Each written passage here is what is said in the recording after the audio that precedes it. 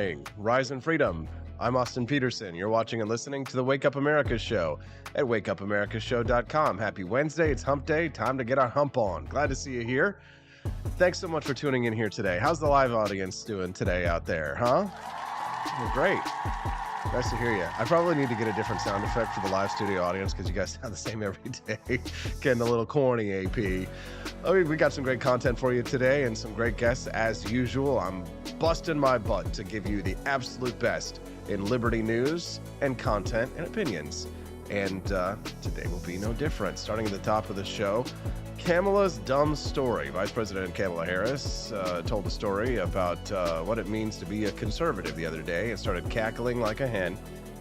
A story that most likely never happened. We'll talk about that. I'll play the clip for you. And then, since we're going to have to listen to that, I will cleanse your mind with the traits of a smart person. Yes, I've got a story that's the 15 traits of a smart person that you cannot fake.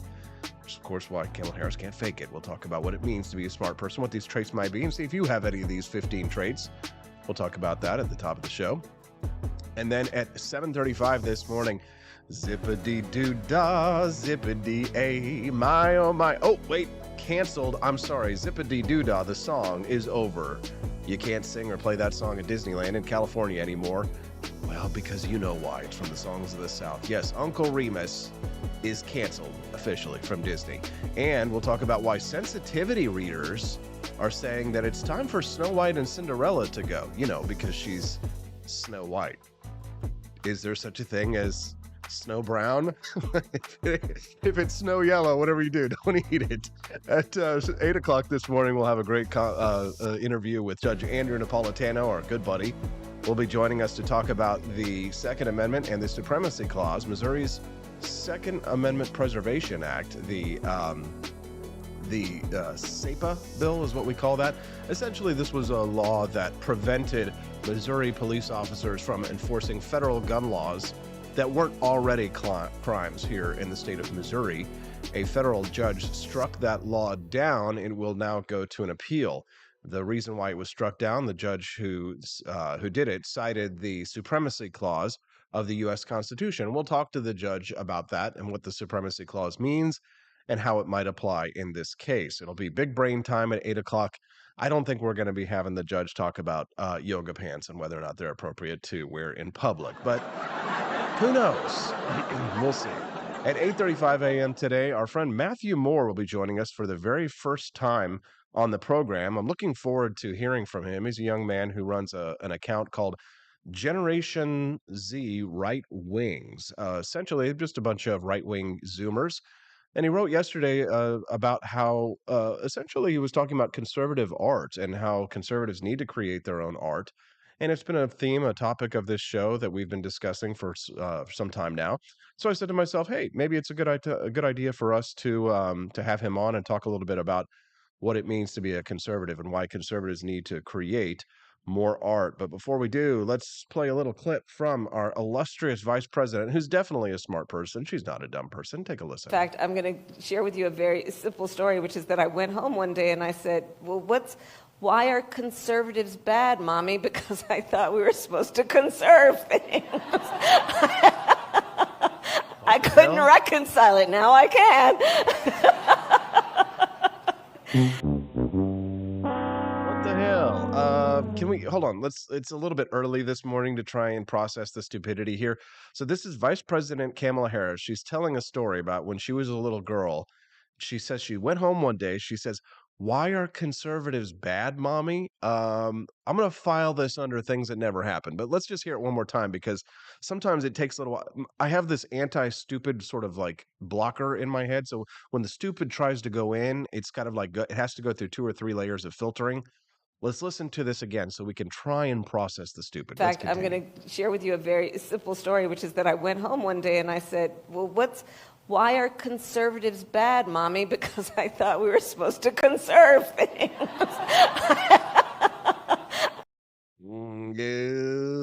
Okay, Kamala Harris. That's a little odd there, but she's famous for her cackle. Let's continue. I think he's gonna get in. God, that is cringe. That is some pure, undiluted cringe there from our Vice President, Kamala Harris. In fact, she's so cringe that some Korean K-pop band did like a reality show, and they were making fun of this guy, comparing him to Kamala Harris because they say he's always cackling it up like Kamala Harris. I just ought to show you there that she's kind of an international joke for her cackling. Now, you heard me cackling the other day, but I was going to do it on purpose when I was talking about that woman. Do you remember that story about the woman the communist lady who found out that she was actually a descendant of a woman on the Mayflower? And she was really upset about that. And I was like,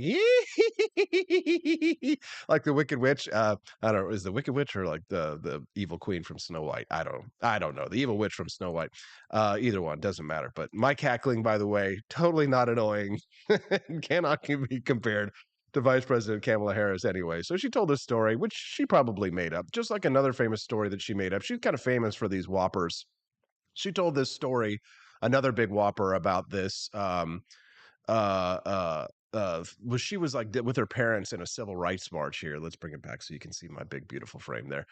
She told this story about how when she was a little boy that she talked to her parents, and her parents were in a civil rights march, and she says that her parents were asking her what she was crying, and she says, "What is it that you want, Kamala?" And she looks at him, she goes, "Freedom." And it's so hilarious because there's actually an exact story just like that from this famous civil rights leader from 1965 who was in an interview with Playboy magazine, and he says that he recalled this young black girl facing down a white police officer in Birmingham, Alabama, and the police officer asked the little girl, "What do you want?" And the little girl looked him right in the eye and said, "Freedom." So it's amazing that that exact same thing happened to Vice President Kamala Harris.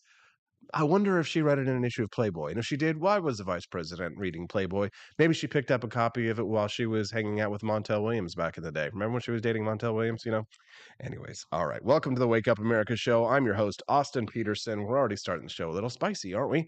You can text the show always. I'd love to hear from you at 573-319-1586. That's 573-319-1586. You can always text the show. And if you'd like to support the show, but have your message read on air, just like the text messaging is always free. Of course, you can always contact us for free. You can also send it as a super chat over on YouTube at youtube.com/AP for Liberty. My brother Justin Peterson's joining us here. Good morning, JP. We love to see you in the mornings. How's Boston? He says that she also said that she celebrated Kwanzaa as a child. Inconvenient, because Kwanzaa wasn't invented until 1966. Damn, Justin, you're going hard.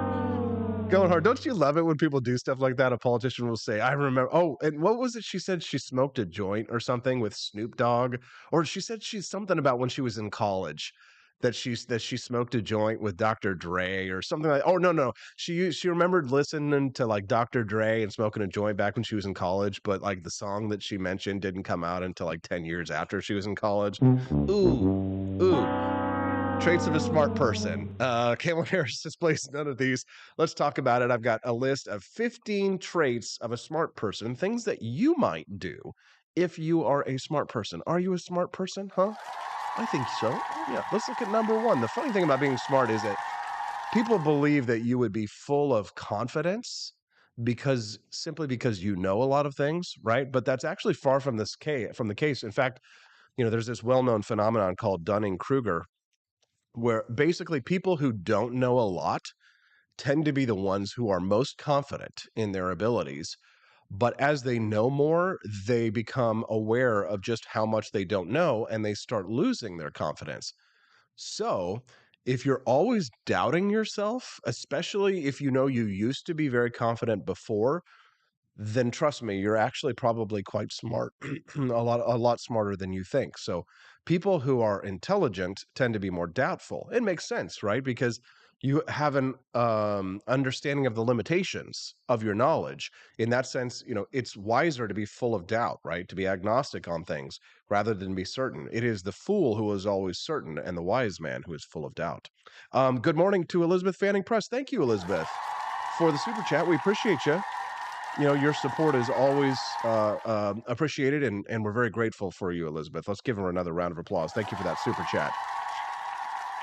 Good morning, good morning, good morning. Wow, we got a nice big crew in there today joining us bright and early. All right, number two, on the list of things that might be a sign that you're smarter than you think. Number two, you don't immediately take others on their word. You doubt yourself, yes, but you also doubt others instead of just taking people at their word. It's not like you would call yourself a contrarian and make it a point to doubt everyone on principle. But a more accurate description of yourself might be that you're a skeptic whenever anybody makes a claim of some kind, right? You would try to verify yourself whether or not what they said is true before you accept or dismiss their words. These are traits of smart people. Do you fit that bill? Number three, you can smell bull. You know what I'm saying? You can smell it a mile away, right? You almost kind of have a sixth sense, something that makes you go, oh, wait, that's not right. Perhaps you hear people raving at some politician's rousing speech. But on the other hand, you just simply can't feel that something just ain't right, right? Or perhaps you have a friend who talks to you about their new miracle health supplement, the colloidal silver. No offense, I know that there are people here who probably drink colloidal silver, but trust me, you're going to be way better off if you actually get yourself something with some vitamins in it, right? Like Field of Greens. We'll talk about that a little later. So you can smell BS. That's a sign of intelligence. I'm reading from a list of 15 traits that intelligent people have that you might not know you have. Number four, you're obsessive slash nerdy, whatever you want to call it, right? So we all like things, right? I've got my own interests. I like things, you like things, right? But what sets you apart from most people is that you're not kind of content with simply appreciating something superficially, right? It wasn't enough for me to just kind of learn how to print one item on my 3D printer. I had to sit down and obsess with it. I'm not trying to imply that I'm smart. I'm just saying that, I tend to be a little bit obsessive. I might fit this bill right here. I'll tell you who's obsessive is my brother, Justin. Once he latches onto something, he's kind of like, I don't know, the Terminator when it comes to knowledge. He just like, did you ever see that movie Short Circuit? Number 5 is alive, Johnny Five. I remember when they would give him a book and then he would just be like, input, need input. And he'd be like, and Johnny Five would flip to the book and he had all the knowledge, right? That's like my brother. He's like Johnny Five. He's like, input, need input. And then he finds a book that he really likes and it's just like, right? Yeah, so that's a sign of intelligence. Could also be a sign of autism, but you never know. Number 5, know your limits. You know your limits. Like last night, I don't think I even had one drink at the big party we went to last night here in town. Right. If you know how far your knowledge or your skills go, if you know how much liquor you can handle at a party, knowing your limits, right? People might call you overly cautious, but the fact is that most people overestimate what they're capable of. Just it's like that Dunning-Kruger system, right? A sign of intelligence, though, is that you know your limits, right? You don't try to keep up illusions when you've hit your limit. Instead, you admit that you don't know something, right? Or you can't do anymore, but you're certainly willing to talk or you're certainly willing to learn. Good morning. Good morning. If you're just tuning into the Wake Up America show, I'm Austin Peterson. I played a clip of Kamala Harris a little bit earlier that got people laughing. We were talking about in people's signs of intelligence. And, here's one of the signs of, well, I guess, what would you call it if it's the opposite of a sign of intelligence? Here's your vice In president. fact, I'm going to share with you a very simple story, which is that I went home one day and I said, well, why are conservatives bad, Mommy? Because I thought we were supposed to conserve things. I couldn't reconcile it. Now I can. Oh, God, that is some pure cringe. Jeez, I see a lot of cringe on Twitter during the day, but man, that is some super cringe. All right, but we're talking about things that are actual signs of intelligence. If you're just tuning into the Wake Up America show, what are some more signs of intelligence? Number 6 is you can make connections. Last night at the party, we made a lot of good connections. My wife was a really great, I guess, wing woman, if you will. Making connections, met some interesting people, some lawmakers, some people who I'm going to have on this show here in a couple of weeks. Peggy McGaw and Tyler Smith, some Travis Smith, excuse me, some really fun and interesting people that I'm looking forward to introducing you to very well. But if you can make good connections with people, that might be a sign of intelligence. You can also make connections between things that might, looking at connections in a different way. You could make connections between things that seem unrelated at first and will certainly seem that way to everyone else, but not to you. because you don't stop to look at things on just a surface level. You might take a closer look, right? And that means that you get to see the many little coincidences and matching bits that others fail to notice, kind of like a detective, right? So not only that, you might think beyond what's immediately in front of you. You don't just settle for what the direct effects of something might be, but consider its consequences and the consequences of its consequences, right? So if you're looking down the line and you're constantly looking 2 or 3 or 4 steps ahead of you, that is a sign of intelligence. Most people who are, especially those who are living just paycheck to paycheck, they're only looking at what's directly in front of them, and they're not looking down the line, right? It's kind of a conservative mindset in a sense, even though most conservatives really aren't forward thinking in other ways, but to sort of prepare and to plan for the future because you know what's coming 2 or 3 steps down the line. People don't write wills, right? They'll die, and then the government will come in and decide who gets their money or who, what gets parceled out and all that kind of stuff. That was somebody who wasn't looking 2 or 3 steps down the line, not very intelligent. So 2 or 3 steps down the Rhine when we're crossing the Rhine in Germany. Germany. Number 7, you don't fetishize intelligence. Anthony Fauci much, right? That is to say that you value intelligence, but you don't put it on a shrine and worship it, right? You love science, but you don't worship science, right? You believe in science, not scientism, right? So genuinely smart people don't put things like sapiosexual in their bios, right? Or say things like, I admire intelligence more than anything, right? And yeah, even assholish smart people who actually look down on people not as smart as they are, they actually won't do this. They'll just judge you quietly, typically, right? So intelligence is just kind of one of your many personality traits. It's not your entire personality, right? Am I right? Right?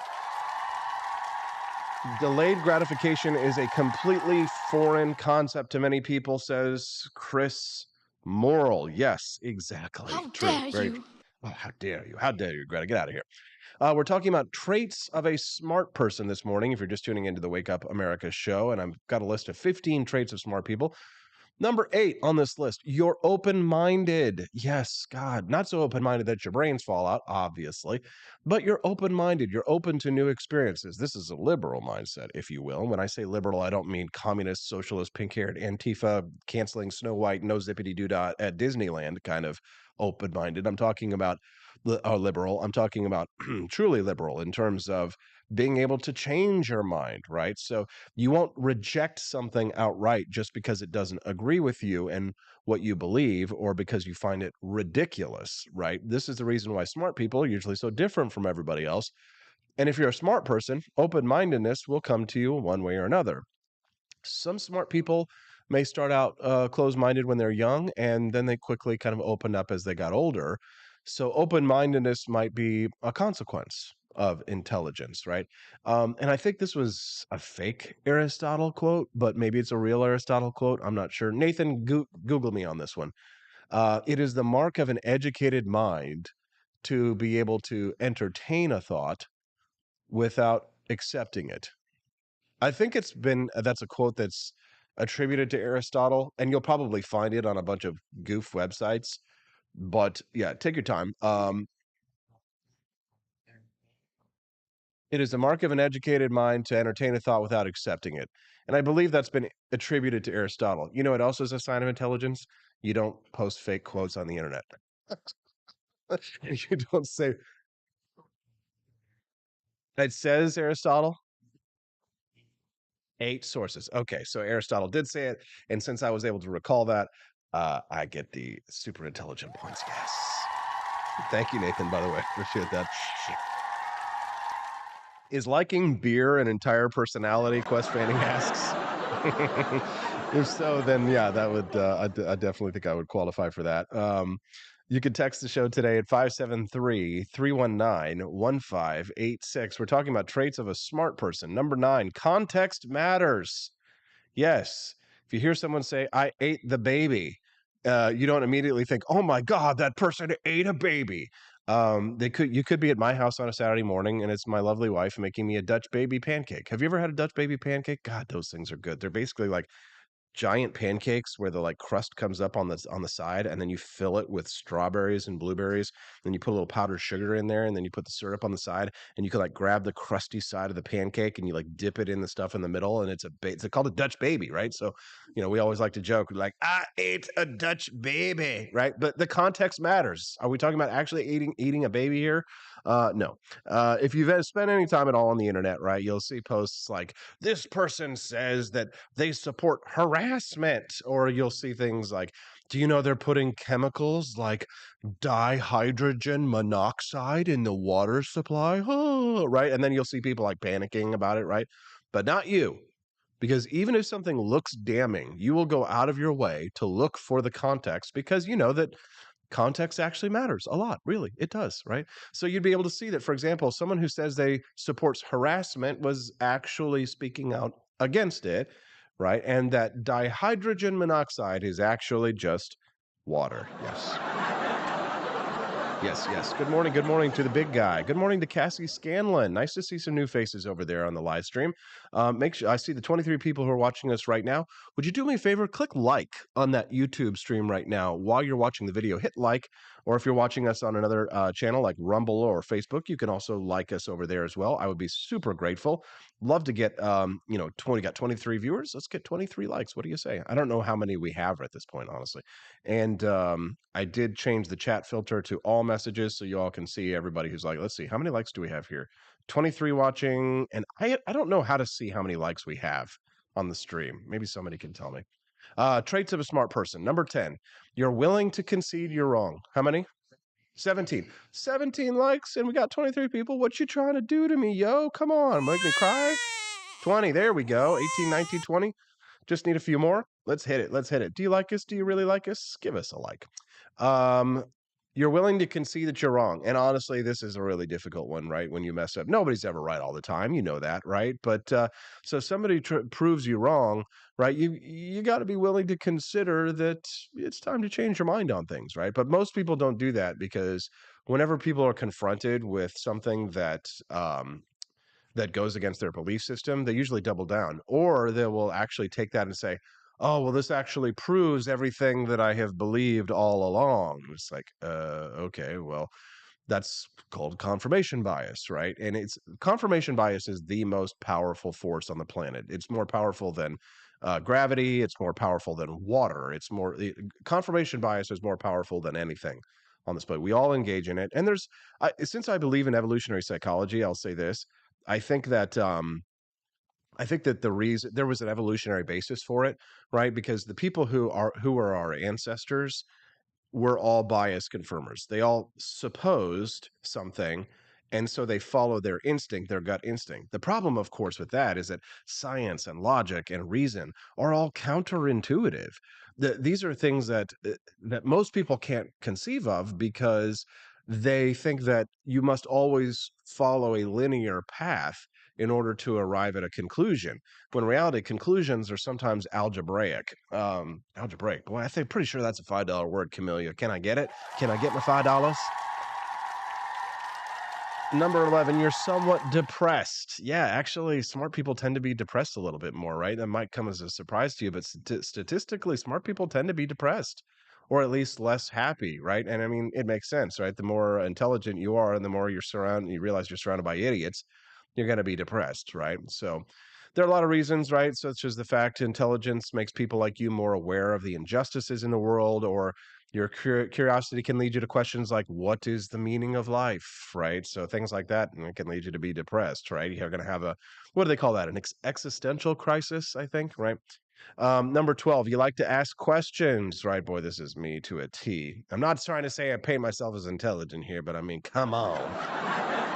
You're well known for asking questions. If you feel like there's something you just don't know, you try to ask around. See, I didn't know if that was a true Aristotle quote. I asked Nathan. This must mean that I'm intelligent, right?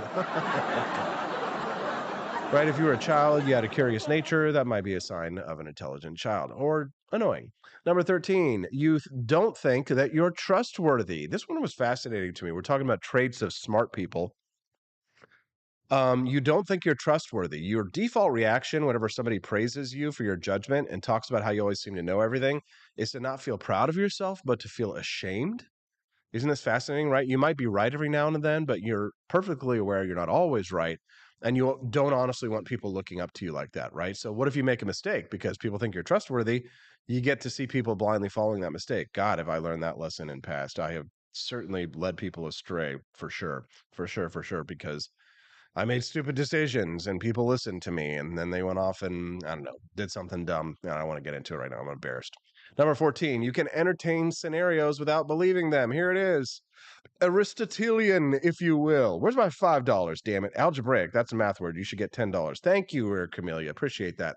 Aristotelian. Can I get maybe $2 for that since I got $10 already? You can toss around thoughts and concepts and ideas in your head without actually believing or accepting them, right? So you can talk about hypotheticals like, what if Brazil declares war with the USA? Without thinking that with actually believing that scenario. I find actually that libertarians have a really hard time with this.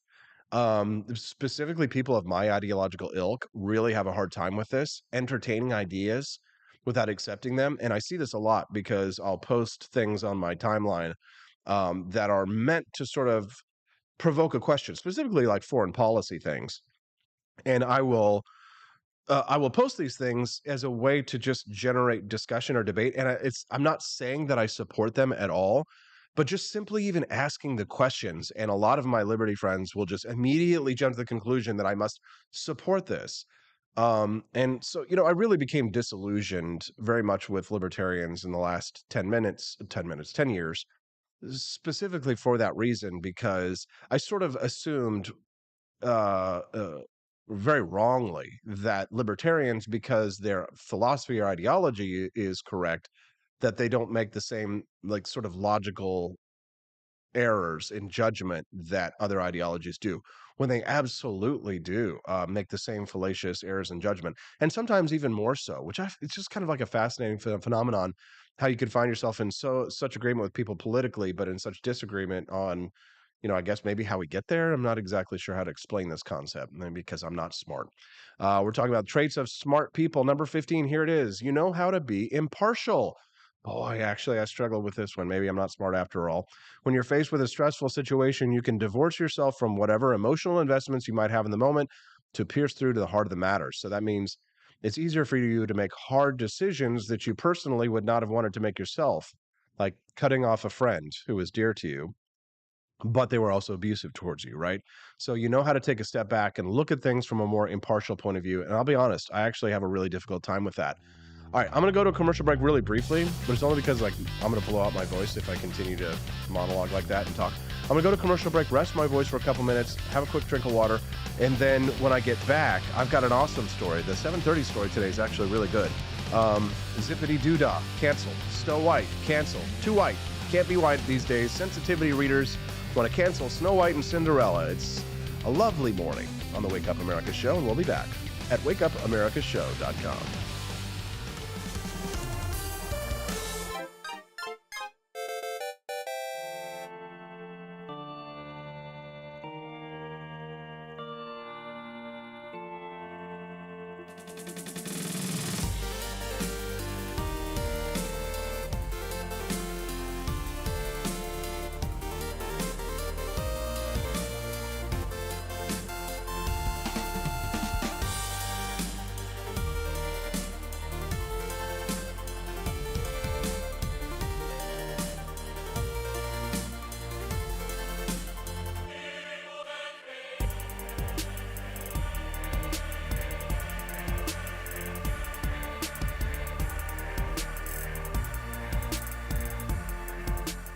I like shooting things, but whenever I can't shoot something, I like to cut things. My life isn't all about shooting and stabbing and cutting, though. Sometimes I have to do actual work, but when I work, I still like to have fun. And there's nothing less fun than trying to cut with a crappy knife. Thankfully, from the ancient sect of Christian knights, who also loved cutting and stabbing, comes a new implement that has received my personal blessing, the Templar knife. Like the ancient sword of Excalibur, you don't choose a Templar knife, it chooses you. You just decide what kind you want on the website first, however, and then order it online, and then it chooses you. The Templar knife comes in a variety of shapes shapes. As a man of culture and taste, I have decided I will never use a terrible knife again. And thanks to the inspiration provided by this excellent product, I have decided to launch a new crusade against anyone using less than superior knives. Join me, brothers and sisters, by visiting uppercuttactical.com/pages/Templar-knives. That's a lot of slashes. For that, you'll need a Templar knife. For 10% off, use code AP for Liberty and join me in a quest for glory, for liberty, for Christendom, for the Templar knife. Get yours today. Fire.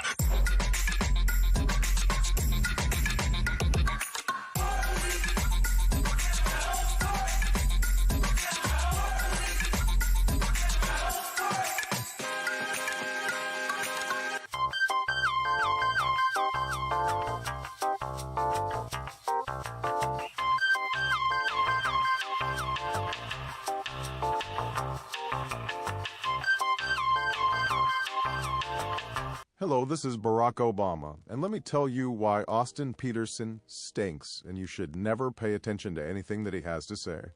First of all, he's a libertarian, and we all know libertarians are idiots. They don't realize how important government is to everything that we do. I recently became aware that Austin has opened up a libertarian shop at apeforlibertyshop.com. Now, I'm asking you as a personal favor to me that you never ever visit apeforlibertyshop.com. With all of the great Liberty merchandise there, the last thing that we need to do is to get people spreading this message around the country, because then they might start thinking that they don't need government. And that's the last thing that good Democrats like us want. So if you love democracy, like me, and hate freedom, then don't visit AP for Liberty Shop. Like I said, whatever you do, do not visit aporlibertyshop.com. I'm Barack Obama, and I approve this message.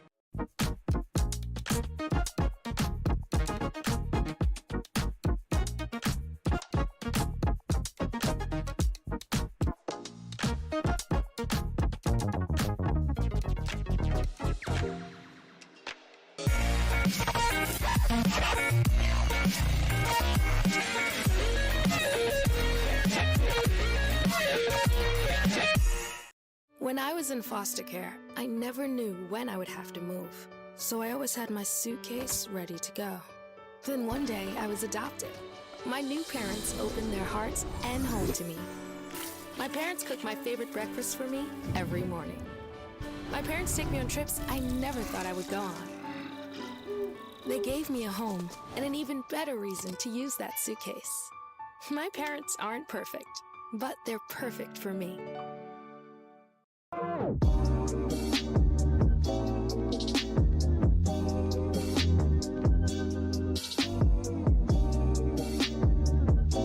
would remind you that extremism in the defense of liberty is no vice. It is better to settle these matters in the courts than on the streets, and new laws are needed at every level. But law alone cannot make men see right.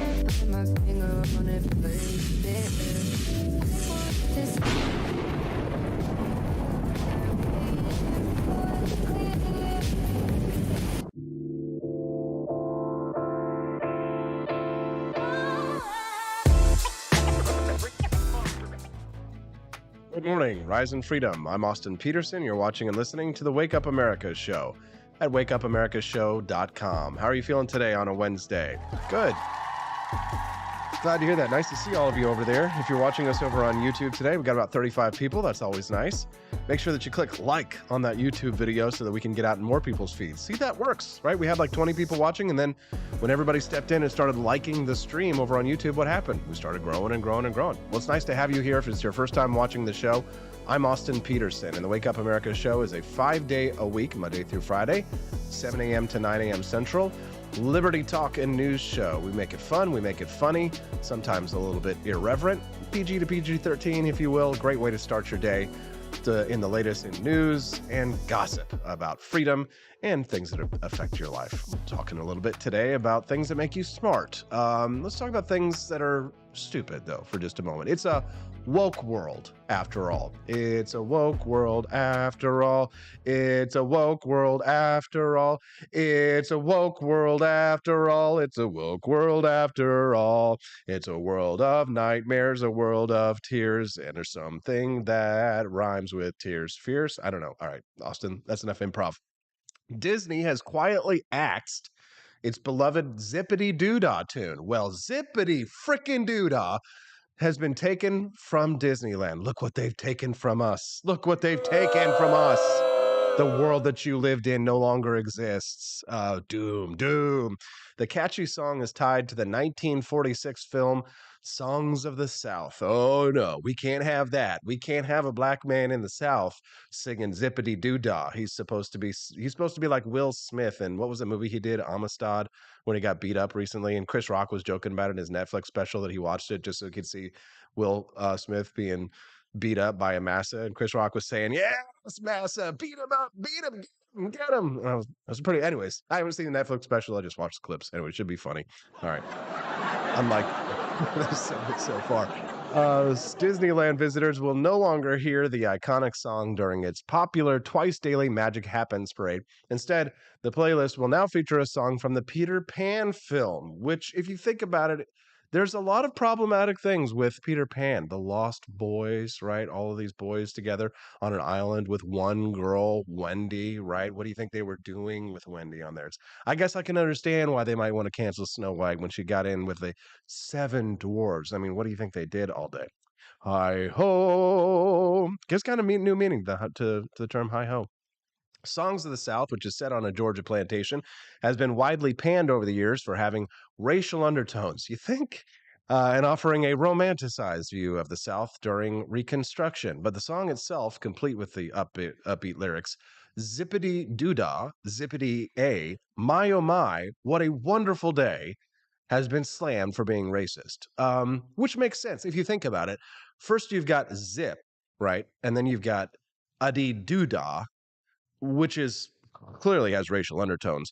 But then once you add in the zippity A, well, it's basically Hitler, right? So my oh my, what a wonderful day to complete things, to finish things off. Exactly. It's the Sieg Heil. It's the modern day Sieg Heil, right? But now Disney is not saying much about why they decided to bring the song down, right? But the theme park has been trying to retire the whole Songs of the South theme, right? So if you grew up and went to Disney World and never visited Splash Mountain, you'll remember they singing that "show pretty much sure as you're born," and until you finally wanted to kill the stupid Brer Rabbit and get out of there and just do the log flume at the very end. But yeah, they're turning it away from Songs of the South. No more Zippity Doo Dog. No more pretty much show. Pretty good show as you're born. I think. I don't know. How do you do? So yeah, no more Zippity Doo-Dah, and it's time for us to Zippity A. So Splash Mountain ride, of course, we've talked about before, will carry out its last ever ride at Anaheim Park. So it's kind of like the latest move in a bunch of wave of leftist reckoning that Disney has taken on.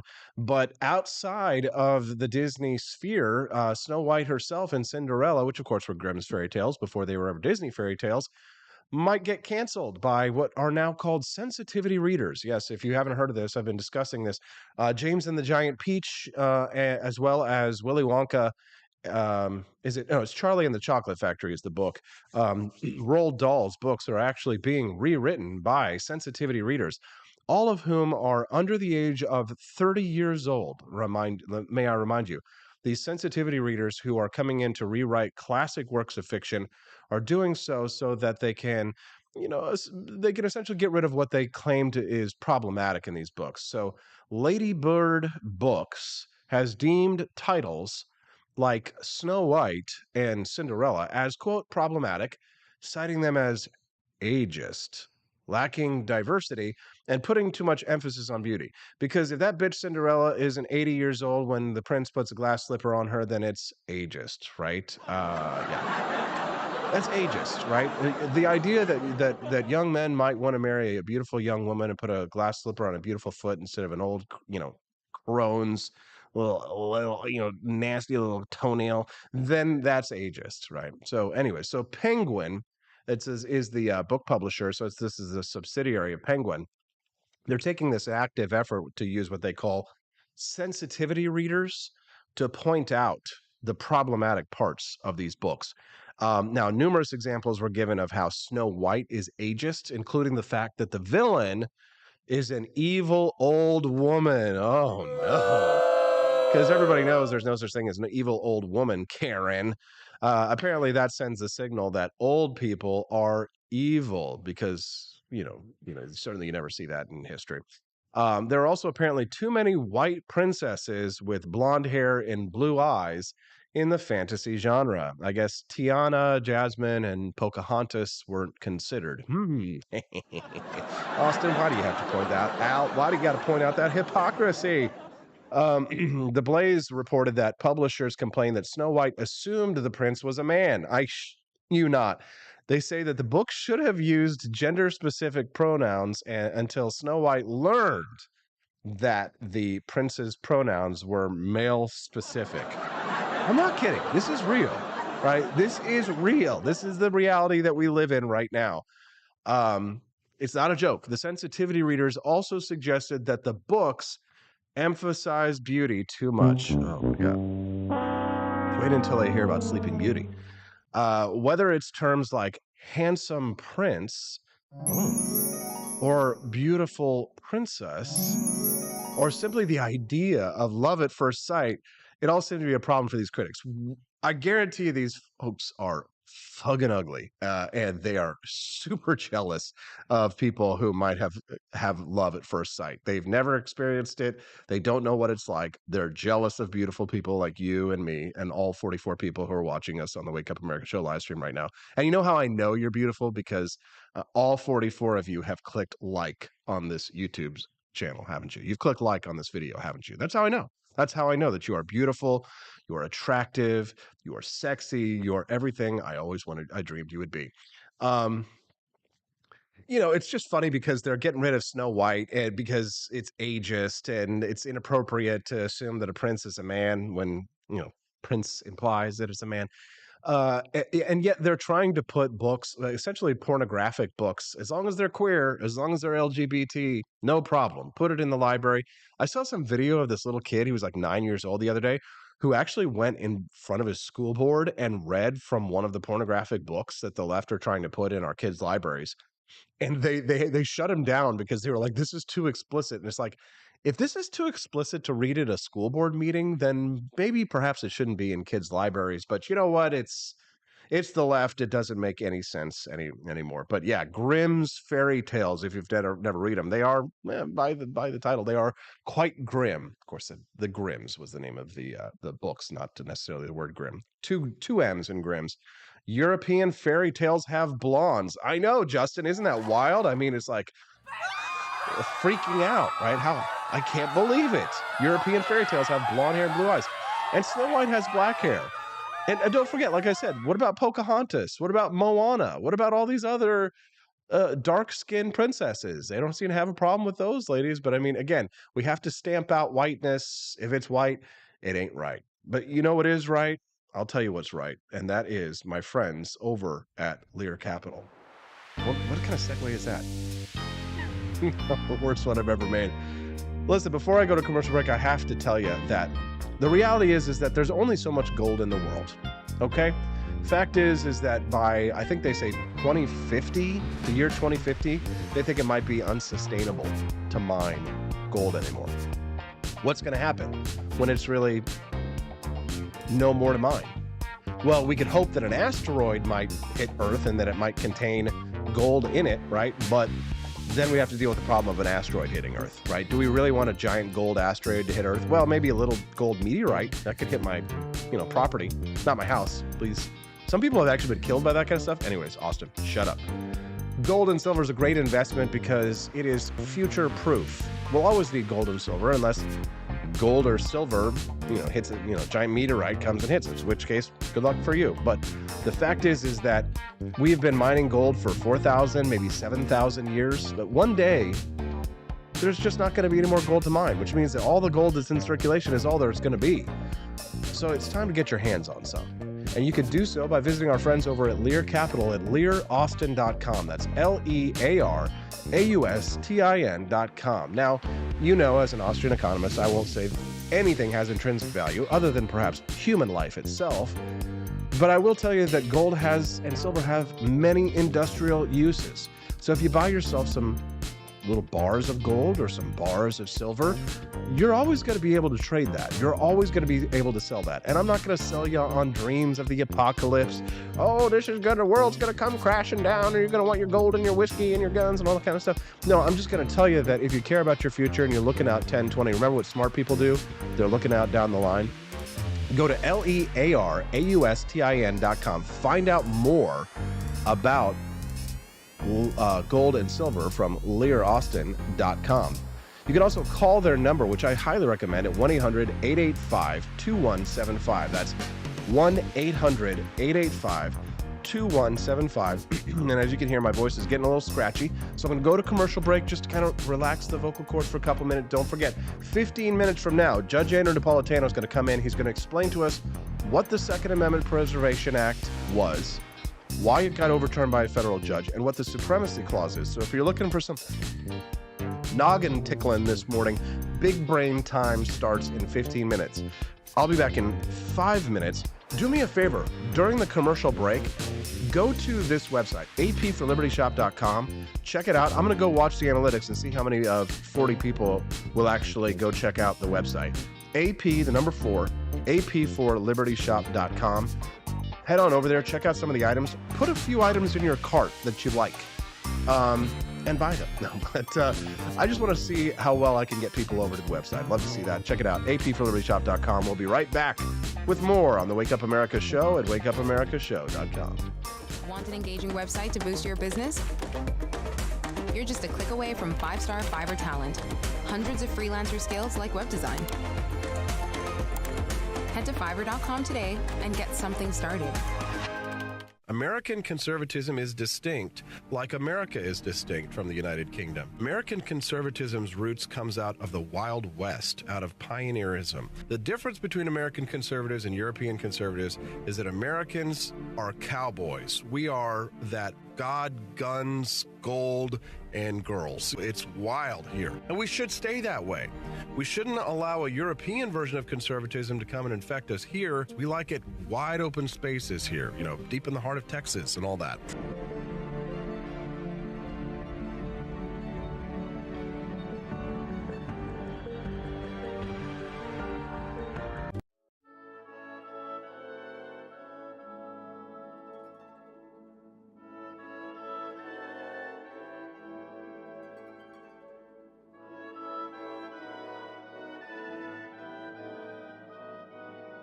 Hey there, it's your favorite Vice President Joe Biden. I wanted to talk to you today about the Wake Up America show, the best source for all your political news and commentary.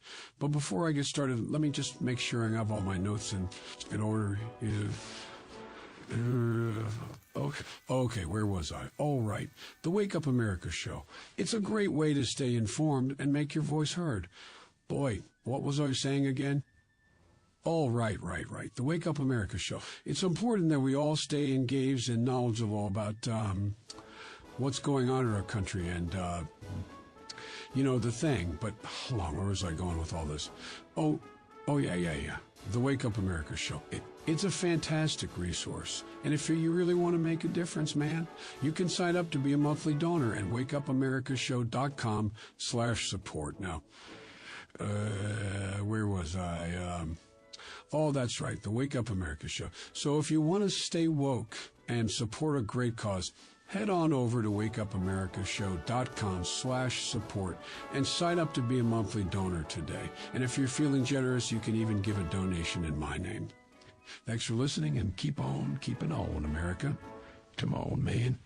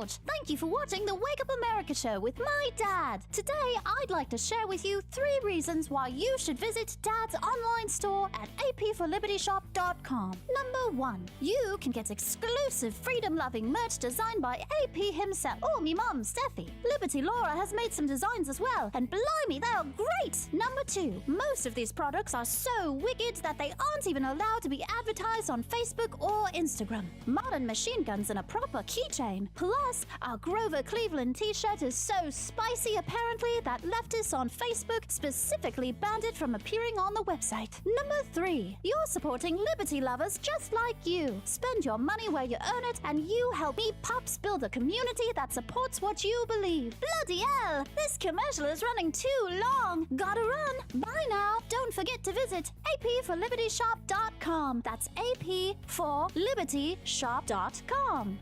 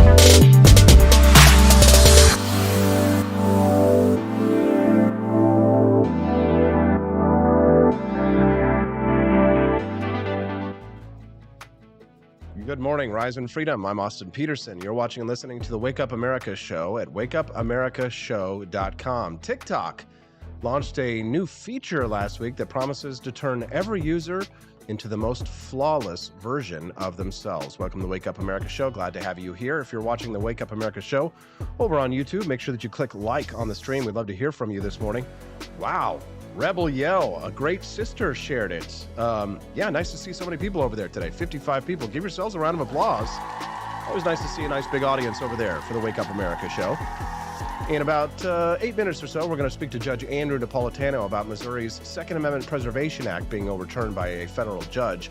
But before we do, take a look at that handsome guy over there on the left. Now, you can see there's 2 different versions of that handsome man. You've got the first version, and then you've got the second version. Can you tell the difference? I mean, obviously, you know, he's very good looking in both of them. But on the first version, you see there's me normally. And look at this filter. See the second filter? Look, my eyebrows a little bit darker, right? My hair a little bit fuller, if you will. See my jawline a little bit more squared. Watch this. See, this is normal AP over here. And then look, there's super AP, right? Beauty filter, if you will, right? So this is the kind of beguiling new filter that is turning us into these beauty monsters, right? So a lot of social media influencers have kind of like been reveling in their goddess-like transformations, but actually a lot of users are sort of recoiling at the dramatic disparity between their real and their artificial appearances. Right. So a lot of people are saying that this makes them feel ugly in real life. But I mean, like, honestly, like if the difference between that and there's real me and then super me, if that's the difference, honestly, I mean, I guess that you really can't improve upon perfection, can you? We're glad to have you here on the Wake Up America show. You can always text us at 573-319-1586. That's 573-319-1586. But the concern, of course, is that the reactions that young girls are having to seeing themselves as some mocked up beauty that they can't actually achieve in real life might be harming their psychological development, right? So now it used to be that when we had internet, when we had filters, it would be a Snapchat filter that made us look like a dog, or it would be kind of costume like makeup, right? But now these beauty filters are giving these people this kind of narcissistic view of themselves. If you remember the original story of Narcissus, he was enthralled by a reflection of himself in the pond, and he became so beguiled by his own reflection that I think he became hypnotized and never left the pond because he was so entranced by his own beauty. Uh, we can see phenomenon like that actually happening now in the real world with these TikTok filters. And it is, I think, damaging the psychological health, especially of young girls, right? Especially when you see a filter, if you don't recognize that something's a filter necessarily, because you'll see these people living these perfect lives through these filters, and then you look at yourself in the mirror with these pimples, right? And like just being a normal teen, and that would really drag you down for sure. It's My generation didn't have to go through the kinds of struggles that the younger generations have to go through now in terms of peer pressure, in terms of uh, being criticized or being bullied, right? Cyberbullying, that only just started to be a thing when I was in high school. And even then, it was only nerds that could do it. And we all knew that the people who were doing it were nerds, right? So it wasn't like a celebrity could cyberbully a child, but that's actually happened now. We live in a world where people who are rich, millionaires or whatever, if they get a mean comment from a teenager, they can ruin that teenager's life, ruin their entire social life, ruin potentially their career, their opportunities to ever have a job in real life. That kind of pressure just didn't exist when we were kids. It's a massive, massive amount of pressure that these young people have. And it's happening 24/7, 365 days a year, right? Having total access to your peers on social media means that it used to be if you got bullied at school, you'd go home and then it was over. Now the bullying happens all day long. And, kids obviously are never going to be able to resist the dopamine hits that they get when they get likes on YouTube or Facebook or on TikTok or Twitter. They can't resist these dopamine hits. And honestly, I don't know how parents do it. I don't know how to parent, how you would parent in this kind of environment. I know that when Steffi and I do have a child soon, that it's going to be the kind of thing that we're going to have serious discussions with. And I just honestly, I have no idea how we're going to be able to manage those kinds of things. Are you ready to hear from Judge Andrew Napolitano? Because I sure am. I think Judge Napolitano probably doesn't have an opinion on TikTok filters, right? It's probably time for us to talk about big brain items. Missouri's Second Amendment Preservation Act got overturned by a federal judge citing the Supremacy Clause of the Constitution. What is the Supremacy Clause? And is the federal government actually supreme or superior to the states? We'll talk about that when I get back on the Wake Up America Show at wakeupAmericaShow.com. Good morning to the Cantina crew. This is Elon Musk, the CEO of Twitter. And I just want to say thank you for watching the Wake Up America Show. I've decided that Austin Peterson will be the new CEO of Twitter.com, effective immediately. First thing to do, though, is I've got to go and blast off into space.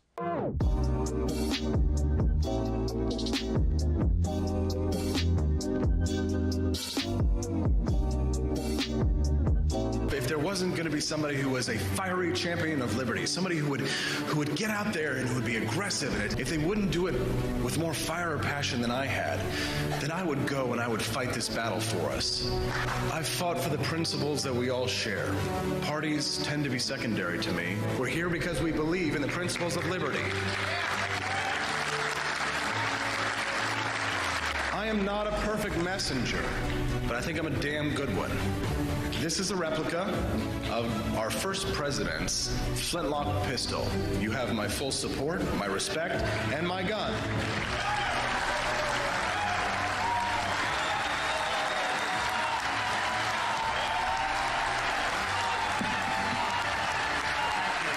I think that the heart of my philosophy is much more libertarianism than well, that's the fashionable word these days, I guess. A conservative is no longer just that. He's a libertarian and always has been.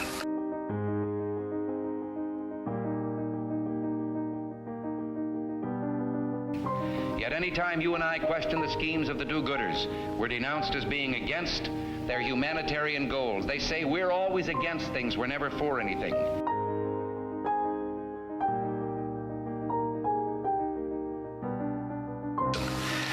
is fascism? Fascism is private ownership, private enterprise, but total government control and regulation.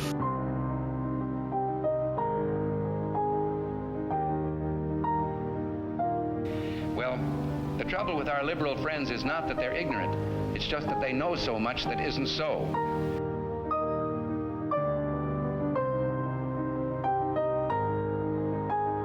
If we lose freedom here, there's no place to escape to. This is the last stand on earth.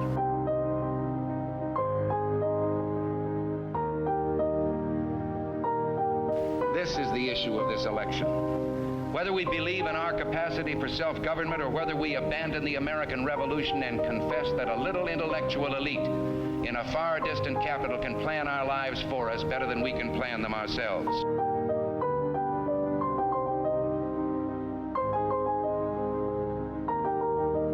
The conservative, so-called, is the one that says less government, get off my back, get out of my pocket, and let me have more control of my own destiny.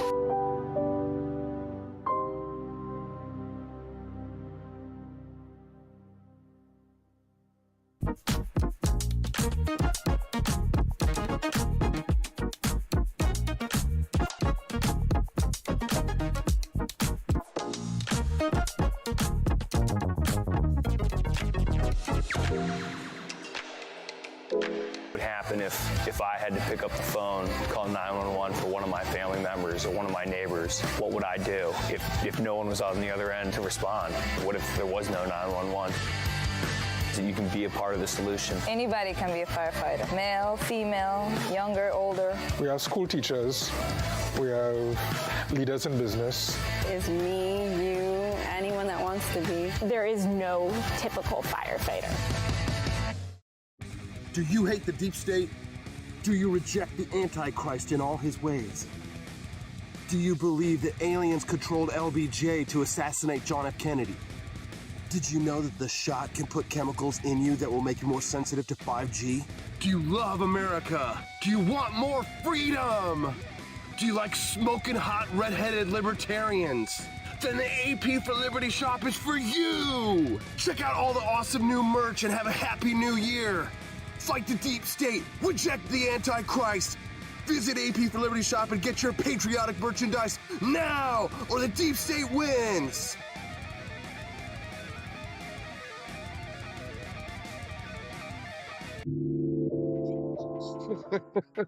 Good morning, Rise and Freedom. I'm Austin Peterson. You're watching and listening to the Wake Up America show at wakeupAmericaShow.com. I have to tell you that sometimes you wish that you could hear the behind-the-scenes conversations that I have with my next guest and having a discussion about the difference between an armada and a militia, and all of a sudden he drops a crack. If only the Spanish Armada had actually won. Only Judge Andrew Napolitano could be so wise, so funny, and so lovable. He's here with us now, Judge Napolitano, the host of the Judging Freedom podcast. Good morning, Judge. How are you, sir?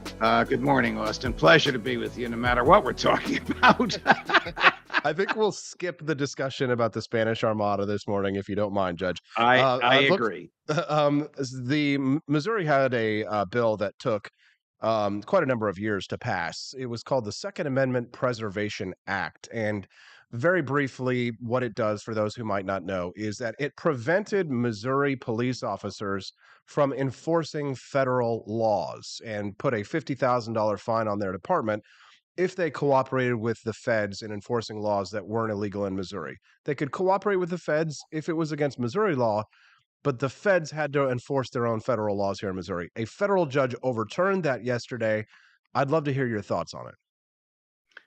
Well, this is really one of the worst judicial opinions that I've reviewed in the modern era. If this judge were a student of mine at one of the 3 law schools on whose faculties I was privileged to sit and submitted this, he would have flunked, because he missed the most important case, which is a Justice Scalia opinion called Prinz versus the United States, in which the federal government tried to get sheriffs to enforce federal gun law.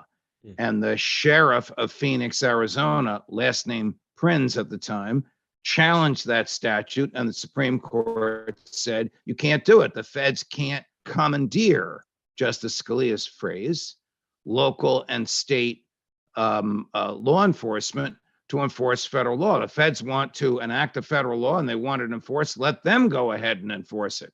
There's absolutely no authority under the Constitution whatsoever for the feds to commandeer locals. So this judge missed the case. Now, the most important case. Now, I didn't read the briefs, and I'm sure that the briefs supported or submitted by the Attorney General of Missouri cited that case. How he could miss it, how he can get around it, I really don't know. The statute itself is one of the finest demonstrations of federalism since Thomas Jefferson and James Madison dissented from the Alien and Sedition Acts in 1798 by writing the Virginia and Kentucky resolutions, which supported the concept of nullification. If a federal statute purports to violate a fundamental liberty expressly guaranteed by the Constitution, and we know that's the case from Justice Scalia's opinion in Heller and Justice Thomas's opinion in Bruin, then the states can nullify that federal statute within their states. So this federal judge has totally missed the boat. As for where this goes, I think the statute will eventually be upheld. Whoever crafted this in the Missouri legislature has a superb understanding of federalism and superb timing, knowing that with this present Supreme Court itching to enhance the concept of federalism, to leave the states to protect civil liberties in areas where the feds failed to do so. Here, the civil liberty to defend yourself. I think the court will profoundly alter this ruling that came down yesterday. Well, we certainly hope so. If you're just tuning in to the Wake Up America show, I'm Austin Peterson. I'm speaking to Judge Andrew Napolitano. He's the host of the Judging Freedom podcast, which you can download on any of your mobile devices. Now, Judge, you'll be glad to hear that the person who actually wrote that legislation and steered it through the legislature successfully after a number of years is a man by the name of Eric Burleson, who we actually sent to Congress this last year. And I'll be careful before I sort of start praising him or comparing him to the great Thomas Massey. But my hope is that he might actually join the Freedom Caucus because he very much has those sort of more liberty inclinations like our friends Senator Rand Paul, Mike Lee, and Thomas Massey do. So I'm hoping to see this Eric Burleson, who authored this, join the greats, the Hall of Greats of those very few people that we actually admire on Capitol Hill. We'll definitely keep an eye on him, and I'll look forward to introducing you to him if I have the opportunity. Judge, I'd like to specifically zero in on this concept of the Supremacy Clause, because as you and I have established in the past, we look at strategies for liberty, not necessarily legal principles that are set in stone, other than our concept of natural rights. So knowing this, that if we have a federal opportunity to advance liberty, then we take it. If we have a state-based opportunity to take liberty, then we take it, right? Federalism is a tool. It's a means, not necessarily an end, if you will. Correct me if I'm wrong. But I don't think you're wrong. Federalism, aside from the fact that the states formed the federal government and not the other way around, that line, of course, is from Reagan's first inaugural address. Had I been the scrivener, I would have added the following: and what the states have given to the feds, they can take back. But I was not the scrivener of that speech, and Reagan didn't utter that second line. But to be more serious, federalism supports the principle of subsidiarity, which is part of the natural law, which teaches that the government must be as small as possible and use as little force as possible and be as close to the people as possible for it to be a valid moral government. Amen, Judge. Now, in regards to the Supremacy Clause of the Constitution, my understanding was, and I learned this from you, is that the federal government is only supreme in those strict enumerated powers which are granted to it by the U.S. Constitution. But seeing that the Second Amendment is essentially, regulated by the Second Amendment, by the federal Constitution, in a sense, I'm using, regulated not in a word of control, but in the sense that you and I understand it, well regular perhaps. But would that mean, Judge, then that the federal government does have authority would the Supremacy Clause apply in this situation because the Second Amendment of the Constitution exists? The Supremacy Clause should only grant federal this is Madison now. This is not the contemporary understanding of the Supremacy Clause. The contemporary understanding of the Supremacy Clause is whatever the feds legislate, it trumps lowercase t, whatever the states want to do. That's not the Madisonian, James Madison, who wrote the Constitution, understanding of the Supremacy Clause, nor is it the subsidiarity / natural law understanding of the Supremacy Clause, which is that the feds are only supreme in those 16 unique, discrete areas delegated to the feds under the Constitution.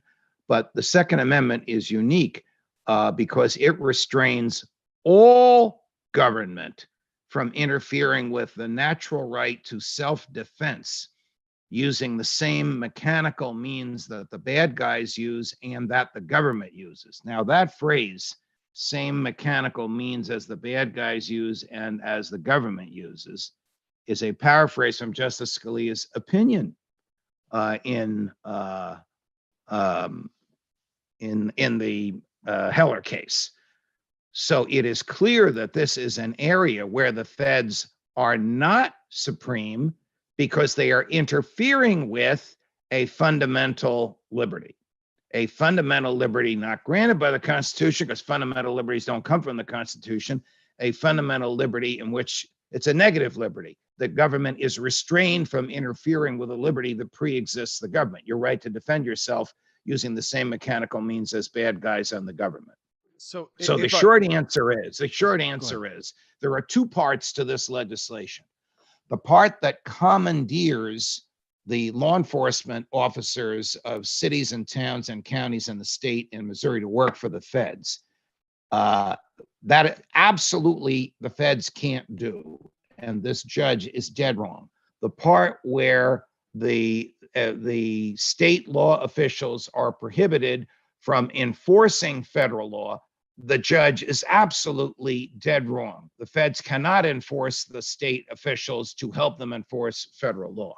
But to the extent that this federal law seeks to nullify, the state law seeks to nullify federal law under subsidiarity, under natural law, it's constitutional. Under the current understanding of the Supremacy Clause, the feds can get away with whatever they want. That's the Wilsonian model. The feds can do whatever there's a political will for.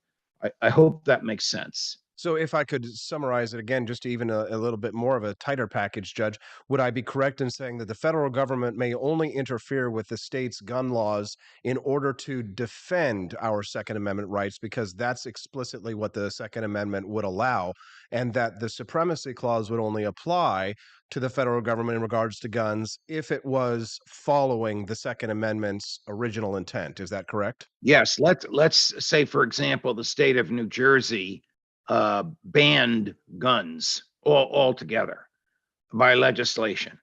And the feds, the Congress, and the president signed legislation nullifying that. The Supremacy Clause would protect the people in the state of New Jersey from the state denying its right to keep and bear arms. Good to know. Boy, that's good stuff. And boy, we love having you here for Big Brain Time. If you're just tuning in, I'm Austin Peterson, and I'm speaking to Judge Andrew Napolitano. We've been discussing Missouri's Second Amendment Preservation Act, a very constitutional and very libertarian bill that was passed in the Missouri legislature a couple of years ago, which has now been overturned by a federal judge, but which will be appealed. Judge, I'd like to move on to a topic that you brought up with me a little bit earlier. You were horrified to hear the news that Vlad Zelensky of Ukraine has requested cluster bombs from the United States. Could you explain why? Well, cluster bombs are instruments of war crimes because they are bombs that target the civilian population. So when this is the modern day version of when Eisenhower and Harry Truman ordered the carpet bombing of German cities which do nothing but destroy and kill civilians. So cluster bombs do not explode when they hit the earth. They disperse and explode later on. They are designed and intended to kill civilians. They are outlawed under international law. They are instruments of war crimes. I'm not surprised that President Zelensky wants to use them. But the fact that he has asked the American government for them is an eye-opener. His intel must tell him that the American government has these things. What the hell are we doing with them when they are per se instruments of criminality, always and everywhere unlawful to use? I was horrified when I read this just this morning, about an hour ago, before preparing to come on air with you. I was horrified. I wasn't surprised. Judge, I'm just curious, and this is the realm of the theoretical, but these are things that I always, play around with in my head in terms of, this concept of just war, right? If we are in a just war and we are, defending ourselves, for example, knowing that, nuclear weapons or cluster bombs or biological weapons or gas types of weapons would be impermissible underneath the moral framework that you have elicited here. What kinds of weapons aren't off limits in that sense? I mean, noting that pretty much any weapon could potentially harm the target that it's not intended for. I mean, you and I both know war is the health of the state. War is a great evil. It would be great if we lived in a world without war. But if we have to wage a war, how do we kind of make a determination about what weapon really should be allowable or not? And how can we defend ourselves against an enemy who doesn't adhere to those same moral standards? Well, just war theory says you have to target military targets, or you have to target the target that is targeting you. It could be a civilian. If a civilian like 9/11 is targeting you, you can shoot at the civilian. You can't do the impossible, because just war theory regulates intent. It doesn't, because it can't regulate the outcome. So if your intent and your efforts and your weapons are designed to target military targets, then and it's a lawful war, then pulling the trigger is lawful. But if by definition, like nuclear weapons or cluster bombs or biological weapons or gas, as you've suggested, by definition, they are war crimes because you can't limit them to military targets. By their nature, they extend to destroy everything in their way. Cluster bombs are particularly insidious because they could continue the destruction days and weeks and months after the conflagration is over. Now, Judge, by that measure, then, as much as we despise how the Obama and Bush administrations and Trump and even Biden administrations have used drones extra constitutionally, we might say unconstitutionally, to take life without trial, without due process, could we say that, though, in theory, that the use of a drone would be, because it is such a targeted type of a weapon, would be of a, I guess I'm not saying higher moral standard, but I mean, would be a positive development in terms of modern warfare over, say, things like cluster bombs or gas or biological warfare, because it can be so explicitly targeted on one individual who maybe, if someone actually did commit an act of terrorism, Judge, and, that was the only way to perform retribution, say due process was offered to that person, or they were, in the act of preparing to commit a crime, a crime of terror.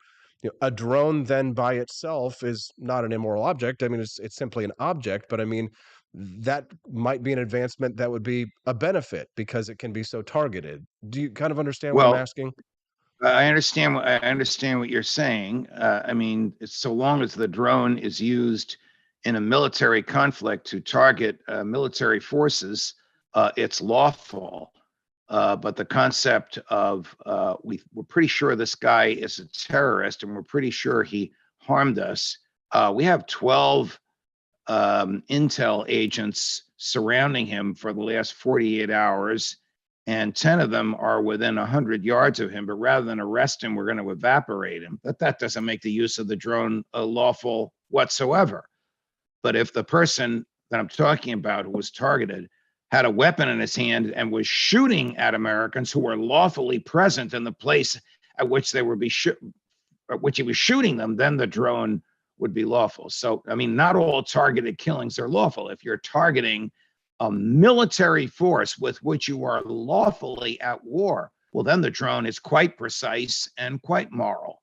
But if you're going to use the drone to kill a civilian because you're too lazy or too fearful of due process, then the use of the drone is not moral.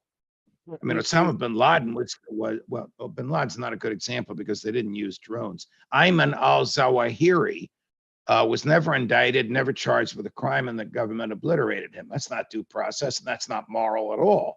But the damage was just limited to one person. Is it immoral or illegal in your mind to try and convict someone in absentia if we can't get our hands on someone who has convicted an act of terrorism? Is a trial in absentia, is that wrong in your mind? It is not right. Trial in absentia is not wrong. It's a little risky because there's no defense presented. Trial in absentia basically means the government failed to get the prisoner there, something the government never fails to do when it really wants the prisoner there. Trials in absentia usually mean that the government doesn't want the public to hear the prisoner's defense. Of course. Judge, before I let you go, you write a weekly column at judgenap.com, which I devour and I love reading because it's really the only true libertarian column that talks about weekly events that isn't absolutely bonkers. So many of our old friends who write columns that I used to read on a daily basis have either disappeared, they've either turned authoritarian, or abandoned our ideals, or just gone off to live peaceful lives, and bless them. But Judge, your weekly column is still the light of inspiration that people like myself need in these dark times. This week, you wrote a new column called Spying in Plain Sight. What's this premise? The premise is that the Biden administration last week asked the Congress to renew Section 702 of the FISA Act. Stated differently, it asked Congress to authorize the feds to spy on every American in the United States without a search warrant. FISA, of course, has set up a court which issues search warrants on a standard far below what the Fourth Amendment requires. The Fourth Amendment requires probable cause of crime, like the feds demonstrated to a federal judge in Florida before he signed a search warrant to allow them to search former President Trump's home. There was probable cause of crime demonstrated in that search warrant. If they couldn't demonstrate that, then the judge wouldn't have signed the search warrant. The FISA standard is not probable cause of crime. It's probable cause of communicating with a foreign person. Well, that's an absurd standard. If you call your cousin in Geneva or your bookseller in London, then you're a target of you qualify as a target for a FISA search warrant. Section 702 removes even that requirement for foreign persons. So you're a foreign person calling into the United States, or you're a foreign person in the U.S. calling another foreigner in the U.S., or you're a foreign person in the U.S. calling an American in the U.S., the government can surveil your communications without a search warrant.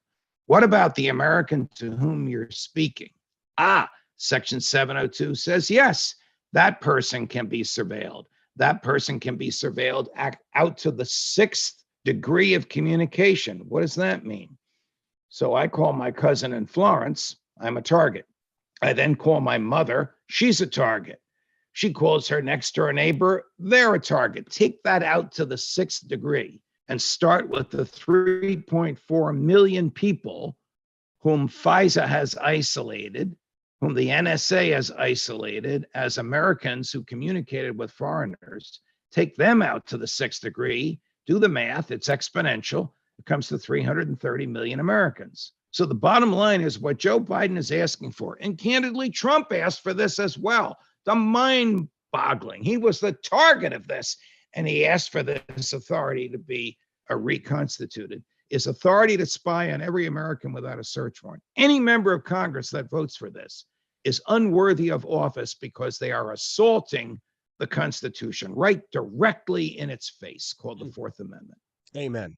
Judge Andrew Napolitano. Judge, is there anything else that you'd like to share with our listeners before we let you go? Perhaps a sneak preview of what's to come on Judging Freedom? Yes, I have Colonel McGregor on tomorrow, who has become a superstar on Judging Freedom. Forgive me, I'm looking at my schedule here. We love seeing that Jack hairline, Posobiec, Judge. you Most beautiful hairline in all of Liberty. You should see the cartoons. They make me look like Eddie Munster.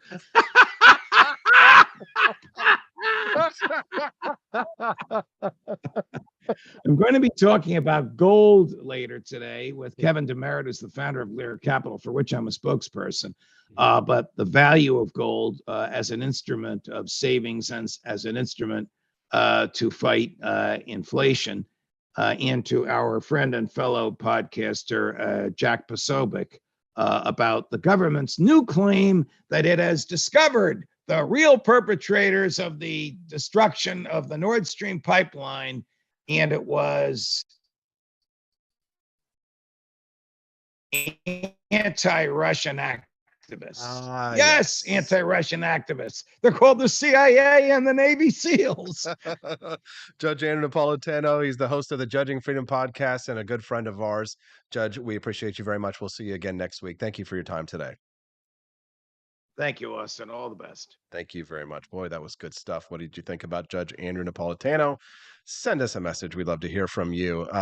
Judge Nap, judgenap.com, his weekly column. Great piece. Love hearing from him. We got our friends coming up here in just a couple minutes from Generation Z Right Wing. So Zoomers who are right wing. We'll talk to them in just a few minutes. But first, before I do, I want to talk to you about my friends over at Brickhouse Nutrition. They sent me this several weeks ago. This absolutely delicious Field of Greens real organic superfood powder. And I want to take a moment to explain to you why I like it so much. Because I'm lazy and I want to be healthy, but I also want to be lazy.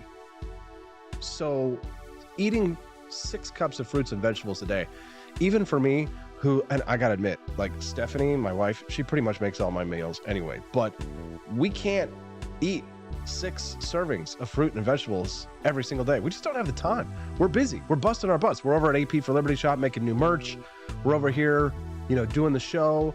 We're out last night at the Missouri Farm Bureau. We're busy, right? And you could always eat, terrible, right? But it's hard to eat healthy. It's hard to get your daily allowance of vitamins and minerals through what you eat, right? To get 100% every day, you can do it with our friend's product at fieldofgreens.com.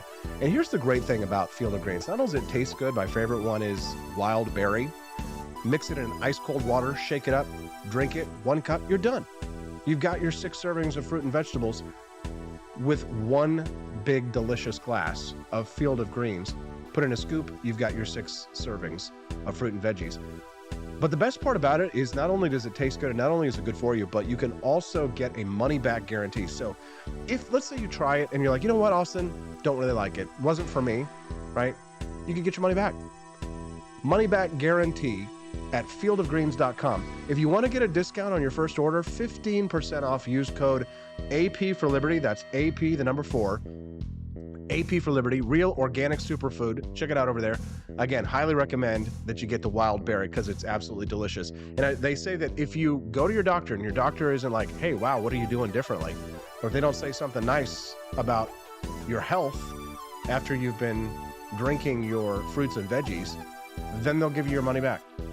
Take that to the bank. Go to fieldofgreens.com, use code AP for Liberty, get 15% off. If you set yourself up for a recurring order, they'll give you 10% off of that code. But you got to use that code, and you got to visit that website, fieldofgreens.com. All right, I'm going to go get my buddy Generation Z. His name's Matt. Matt's going to join us, Matthew Moore, from Generation Z Right Wing, to talk about conservatives creating art on the Wake Up America show at wakeupamericashow.com. Donald Trump, and I approve this message. Believe me, Austin Peterson is the best. He's got the greatest Wake Up America show I've ever seen. Whenever I tune in the mornings and watch the live stream, let me tell you, he has got the absolute best content. I love his guests. It's just a total blast to watch, and I highly endorse and recommend the Wake Up America show. It's terrific, believe me. Step right up, ladies and gents, to learn about the coolest president yet. He's not just any old prez, he's Calvin Coolidge, and boy oh boy is he different from the rest. He was quiet as a mouse, but don't you underestimate his power. He knew how to handle money, and he didn't waste an hour. He cut taxes, lowered debt, and balanced the budget with ease. No wonder the Roaring Twenties brought such prosperity and peace. But don't take my word for it. Grab a copy of Calvin the Coolest President and see for yourself. It's a children's book that'll make you smile and help your little ones learn about wealth. You can find it on Amazon Kindle or get your hands on a paperback at apforlibertyshop.com. So come on down and get yourself a copy of the book that's making waves all around town. You won't regret it, so get ready to be floored because Calvin Coolidge, well, folks, he really scored.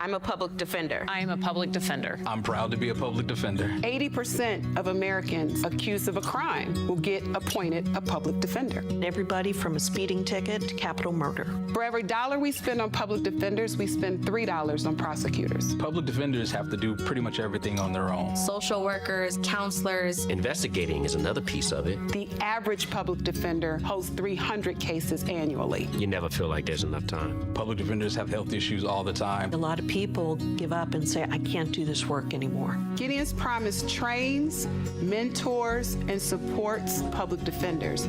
There are a lot of people who say that they would not still be public defenders, but for Gideon's Promise. It's fueled me to continue on in this fight. Gideon's Promise has changed the face of public defense. People see us as troublemakers. Good trouble only. We don't make it easy. It should not be easy to take away someone's liberty.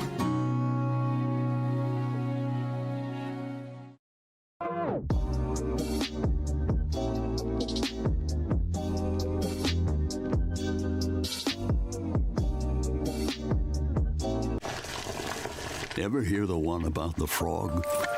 Put a frog in a pot of boiling water and it'll jump right out. Here's my resume again. But put a frog in a pot of cool water and slowly heat it up, and that frog will boil. It's a lie. But as a metaphor for us and all that we go through as veterans, you have any real-world experience. It's a story that rings true. We make excuses for how we feel. We push everything down. We tell ourselves the lie that it's easier to stay in that boiling water, to disconnect. And some days, maybe it is. But you've never been interested in easy. Make no mistake, reaching out is hard. Do it anyway. You're not alone. You've got this. You are not a frog. Find resources at va.gov/reach.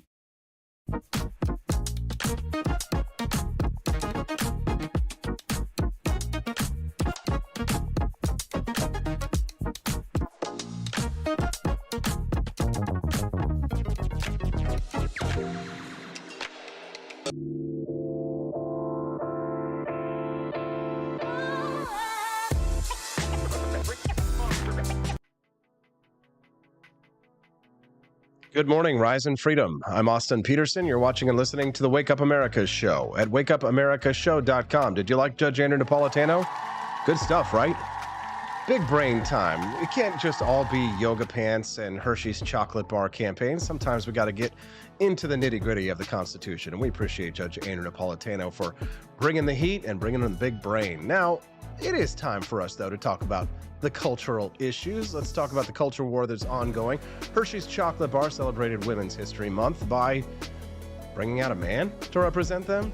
It doesn't make a lot of sense. Now, the Daily Wire, Ben Shapiro's outfit, came out with, I would say, was a pretty good response. But it was interesting, as I was reading this Instagram account the other day, it got me thinking about this idea of what is conservative art, and is everything that conservatism does simply just a reaction to what the left does? I mean, where are our new masterpieces of classical art that will be created and left for future generations? Are we just conserving what has been preserved, but can we actually create something new? The progressives are doing it every day in Hollywood and in art, in theaters and in art galleries. So what is it that we can create that is uniquely our own? Can conservatism do it, or maybe they need a little libertarian twist? Joining us now to discuss is the admin of Generation Z Right Wing over on Instagram. They've got quite a few followers, and I've been really intrigued by what I've read by this young man. His name is Matthew Moore, and he's joining us on the stream right now. Good morning, Matthew. Thank you for joining us today.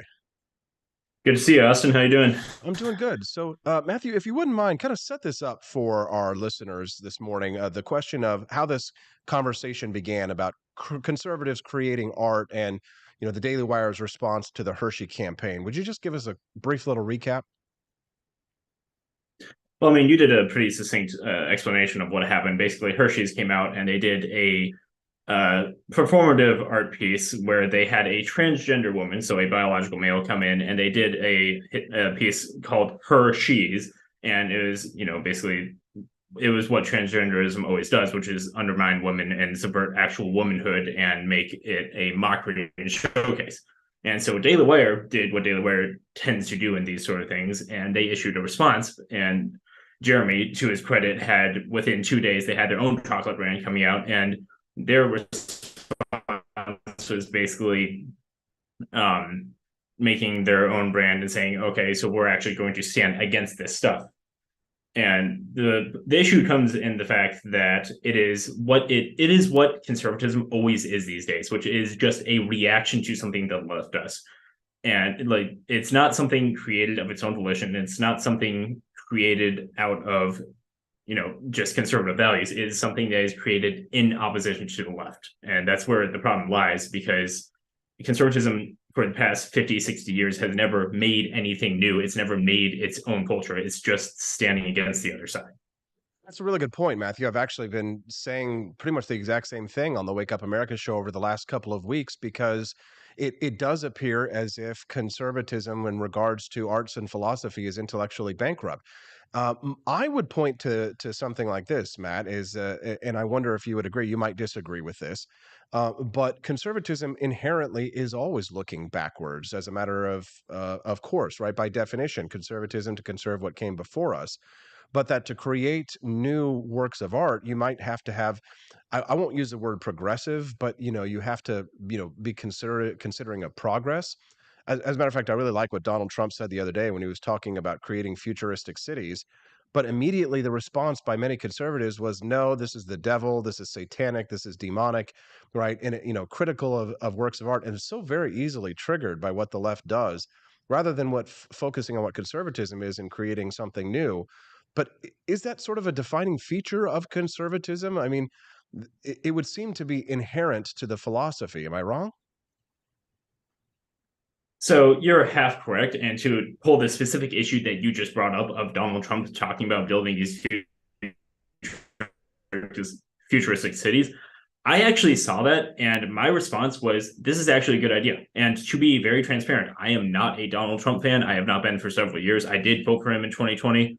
But I've sort of drifted away from him over the past few years. But that was the first thing that he said since launching his 2024 campaign, that I looked at it and it's like, wow, this is actually unique. This is something interesting. This is something that is literally building our own culture, as opposed to just sort of being a reaction to what the other side does. And so I half agree with your assessment that conservatism is always just looking backwards, because conservatism is about building something for future generations. So to take a very specific example, since we're talking about building cities right now, I will mention like the building of the Notre Dame or the building of the great cathedrals of history. When these projects were started, the people who laid the first stones knew they were never going to see the finish of them. And they chose to begin these massive projects, these massive monuments to God, anyways, because they knew that their great grandchildren would enjoy the fruits of their own labor. And there's a brilliant phrase that I've heard. I can't remember who it is attributed to, but a society grows great when a man plants a tree whose shade he knows he will never sit in. And that's, to me, that's what conservatism really is. It's about sacrificing in the now to build something better for future generations. So I half agree with your assessment that it's looking to the past, but it's also preparing for the future. That's something of a philanthropic mindset, if you will. If you're just tuning in to the Wake Up America show, I'm Austin Peterson. I'm speaking to Matthew Moore. He and I know each other through Instagram. He's got an account called Generation Z Right Wing. And I have to say, he's really got a lot of great open-minded takes. He's more from the conservative spectrum, and I'm, of course, more of a libertarian-style Republican. But I find a lot to agree with from his account, and I highly recommend that you follow it if you're not already. Again, generationz.rightwing over on Instagram. Matthew, now in regards to looking towards the future, it can be difficult when you're always so easily distracted by what the left does to sort of focus on your own goals and to be able to create something new. Why do you think that conservatives are so easily distracted? I mean, is it simply because of the absolute horror of the left? I mean, I'm certainly horrified by what I see that comes from the left, but at some point in time, you sort of have to ignore it. Conservatives seem incapable of ignoring anything that the left does. There's this old statement that, kind of like your phrase earlier, your aphorism, that, you can't stop to kick every barking dog. But everything that I see from conservatism is just kicking absolutely every single dog who, utters a peep on the road. Isn't that a problem? Oh yeah, that's absolutely a problem. And to bring it back to the simplicity of the chocolate bar that we're talking about, look at what Daily Wire's response was. It was, I can't remember the exact names, but basically the names of the chocolate bars were a dick joke. Like they were literally a joke about genitalia. And again, like I like Daily Wire, I really do. I think they do a lot of good work, especially Matt Walsh takes. I think they create a lot of really important narratives and bring light to things that we would not have otherwise seen. They provide funding for good people to do good work that we would not have otherwise been able to access. That being said, it's like their immediate response of the first and foremost conservative apparatus, which has the most funding and most reach of any sort of conservative bulwark in our current culture, was to look at Hershey's creating this narrative that completely subverts one of the most basic realities of human nature, and their immediate reaction to that was, let's make a dick joke. And that's not productive. That's not helpful to the narrative. And conservatives need to be willing to kind of step aside from the own the libs mentality in order to make real change, in order to effectuate real promulgation of our values going forward. I wonder how you might respond to this, Matthew. And I bring this up not as a gotcha, but just because I'm just curious, how you feel about this. This is a statement that I said last night on Twitter, and it was in response to a woman who was sort of echoing what Michael Knowles had said the other day at CPAC when he was saying that we need to erase transgenderism from public life. This was something that really got people talking. You and I probably don't agree on social issues, but I just wonder this because there was this woman who was commenting last night about same thing about people should not be allowed to be homosexual in public or to talk about being homosexual in public, which just strikes me as sort of like trying to get trolling for attention. But this is what I tweeted last night. It's probably not very charitable, but I asked this question. I said, why do radical traditionalists, I call them rad trads, have to be so hateful all of the time, every hour of the day? And I, said, is it that they're miserable, so everyone else has to be as well? There's a quote here, this was from H.L. Mencken, that I said, where the Puritanism is the haunting fear that someone somewhere may be happy. And so I guess my question is that, or sort of like, if I could build up to a question here, is that my concern with the conservative movement and the radical traditionalist movement, such as it is right now, is that it just seems to be, if it's not only just reacting to what the left is, but it's reacting to hate with with even more hate, the most absurd level of obnoxious, bigotry and and homophobia and hatred. And it's fine. You have your religion. You feel a certain way about homosexuals or transgenders. That's fine. You should have that. But I mean, I guess I wonder, or I could follow this up with a question, and I wonder how you would respond to this. Is you never hear a message of love out of the radical traditionalists these days, or the right. You never hear a message of giving or of kindness or of charity, never about tolerance or forgiveness or any of those things. I mean, are those values that the right holds at all? Forgiveness, tolerance, love, charity, kindness. I mean, are those still values that the right values, I guess, is my question here? Well, my answer to that is absolutely. And so there's two different parts to this. So the first part is that I have been more of an advocate of not necessarily kind politics, but not rude politics. You have to be firm, but not monstrous in the way you approach these things. So to take a very specific example of transgenderism, I agree that going out and belittling and demeaning trans people is not the way that conservatives should be approaching this debate. Now, obviously, I fundamentally disagree with the most basic tenets of transgenderism, which is the idea that you can change your gender, or the idea that other people should be forced to affirm you as something that is reality denying. I don't think that anybody should be acknowledging that. I don't think conservatives should in any way treat this like it's anything but a mental illness. That being said, you don't treat people who have mental illnesses with hate. You don't treat them like they're monsters. You seek to help them. And the comparison I like to make is schizophrenic people. So if you are dealing with a schizophrenic person, you're not going to be rude to that person. You're not going to try to be cruel to them. You're not going to sit there and make fun of them and treat them as a lesser human being, generally speaking, unless you are just a evil human being, which very few people are. But you're also not going to tell them that what they're seeing is real. You're not going to sit there and say, oh yeah, that elephant sitting in the room is actually there. Like, you don't help people who are struggling with something like this by affirming their delusion. So for years, I have been an advocate of conservatives being nicer. I've been an advocate of conservatives caring more about mental health. I've been an advocate of conservatives approaching things with a kinder tone, although I don't think you can stand firm on your principles and your predispositions without being cruel about it. And I do agree this is an issue with a lot of conservatives.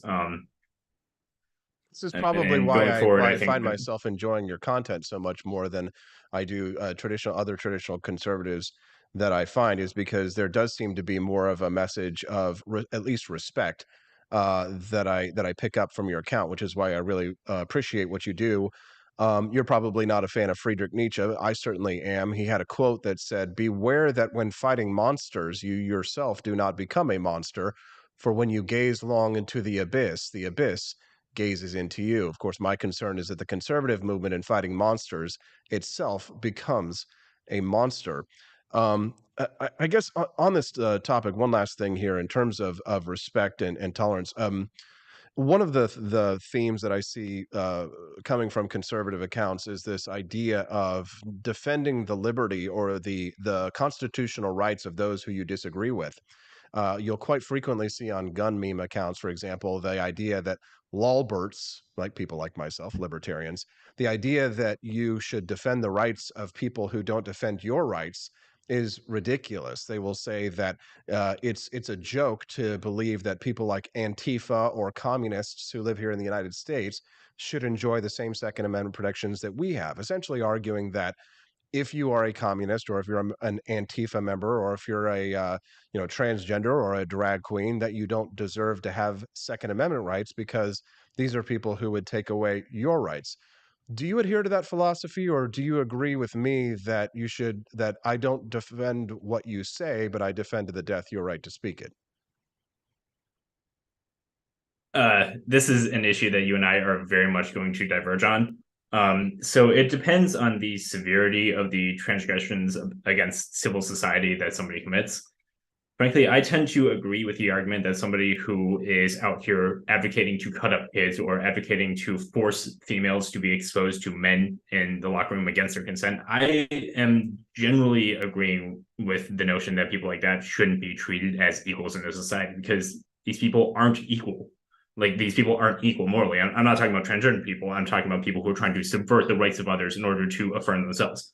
Like, if you are out here mutilating children, permanently destroying their bodies, and like destroying the rest of their lives, why should you be treated with equal rights to somebody who is out here trying to stop you from doing that?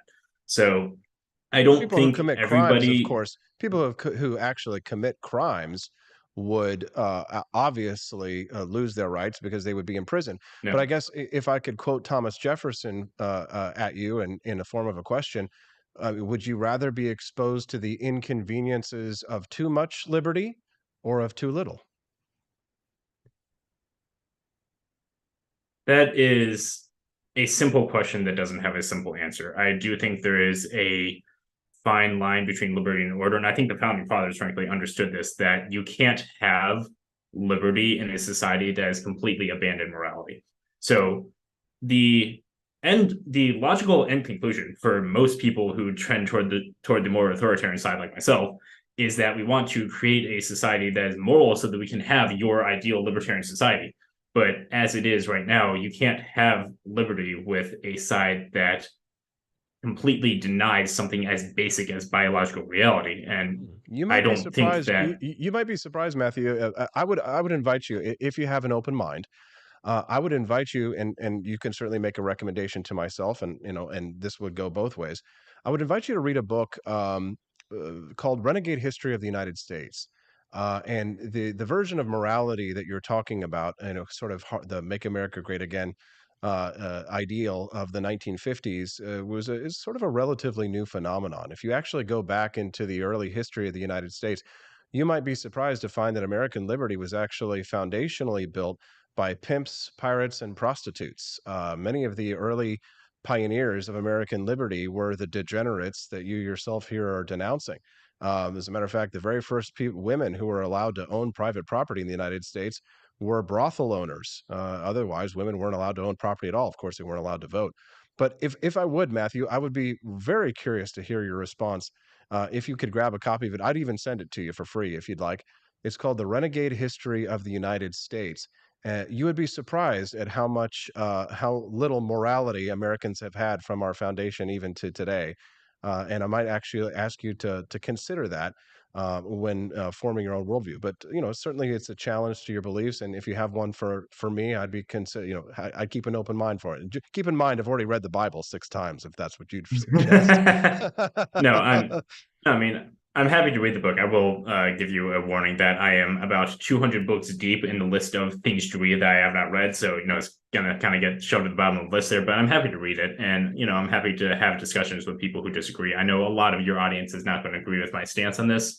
That's fine. We are allowed to disagree. And I think the first and foremost issue right now has to be finding common ground on the most basic realities, like protecting children, protecting the rights of women to feel safe, for example, in a locker room without a transgender male or a transgender female who still has genitalia attached, exposing himself in front of them.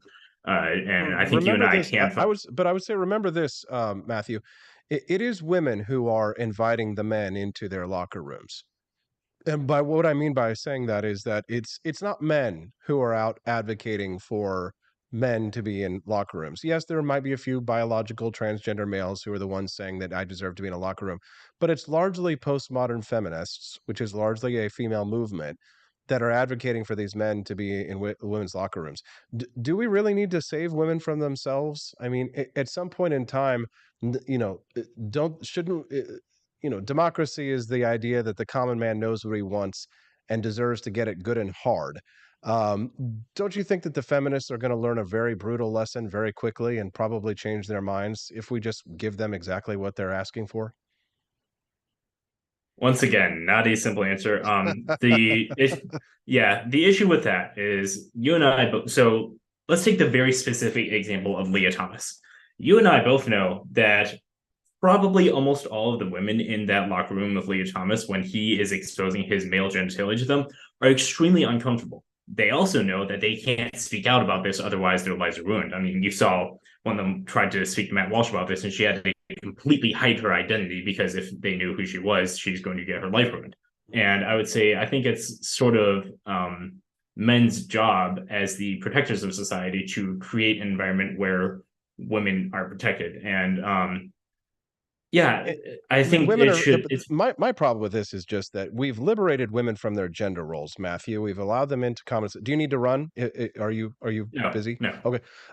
We've liberated women from their gender roles in society, right? You probably don't argue against women in the workplace, do you? That's a different issue. Okay, well, I'm just curious because my thing is that with these radical traditionalists is that it is a bit hypocritical that a couple of weeks ago I was on stage debating a Groyper, and it's this half black, half white woman who's arguing for authoritarianism and traditional values, and I'm just kind of laughing at the idea that I had to stand up on stage debating a woman who thinks that she shouldn't even be there. I mean, it just seems as if most modern conservatives, maybe not yourself, they like to stand on the shoulders of liberalism while trying to advance traditionalist values, meaning that I have to listen to lectures from women about how women should be in the kitchen talking about not talking politics and doing all these kinds of things. I have to listen to lectures from very educated women who went and competed with me in college and are now competing with me in the workplace and are posting photographs of their ass on Instagram talking to me about traditional values. I mean, there are a lot of rampant hypocrisy from the modern conservative movement that frankly I find hilarious because again it stands on the shoulders of liberalism, not leftism liberalism. I think you know what I mean here. But I mean, you don't hear conservatives telling women they need to get out of the workplace. They say that they're there for traditional values, but I don't hear people, I mean, perhaps like yourself out there making the argument for why women shouldn't be going out and going to college. They should be staying home. They should be mothers. They should not be going out and getting worse. I see most conservative men paying a lot of money to send their daughters off to become communists at college. Do you understand what I'm kind of alluding to? I understand what you're saying, and I understand the sort of loud voices that you've been hearing who cause you to develop that perspective. The issue of women in the workplace is a 50-minute issue that we do not have time for right now. I will say that I fully agree with you that a lot of people are hypocritical. As far as the Groyper crowd and Nick Fuentes specifically, he has doxed people I personally know because they are tied to me. He is a despicable human being. That group generally is a mixture between misguided and hateful and monstrous people. I don't affiliate with that at all. Like I do have very traditional values, but I don't fall into that crowd. But as far as what you are talking about with going back to the transgender thing you're talking about with women sort of being forced to own their responsibilities or their mistake in regards to the UPenn controversy.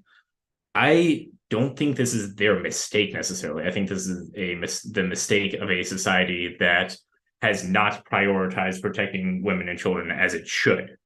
And so it's created this environment where it's impossible for them to speak out of fear of being ostracized and having their lives ruined. And I would again, I pause there. I want to pause you there. I think you're right in that, you're half right there that we have not prioritized protecting children. I agree with you. But I actually think we've overly protected women in our society. I think we've actually, for too long, we have protected women from the severity of the decisions that they make that would harm them. And that's why I'm opposed to the genital mutilation of boys and girls. I'm not even for circumcision.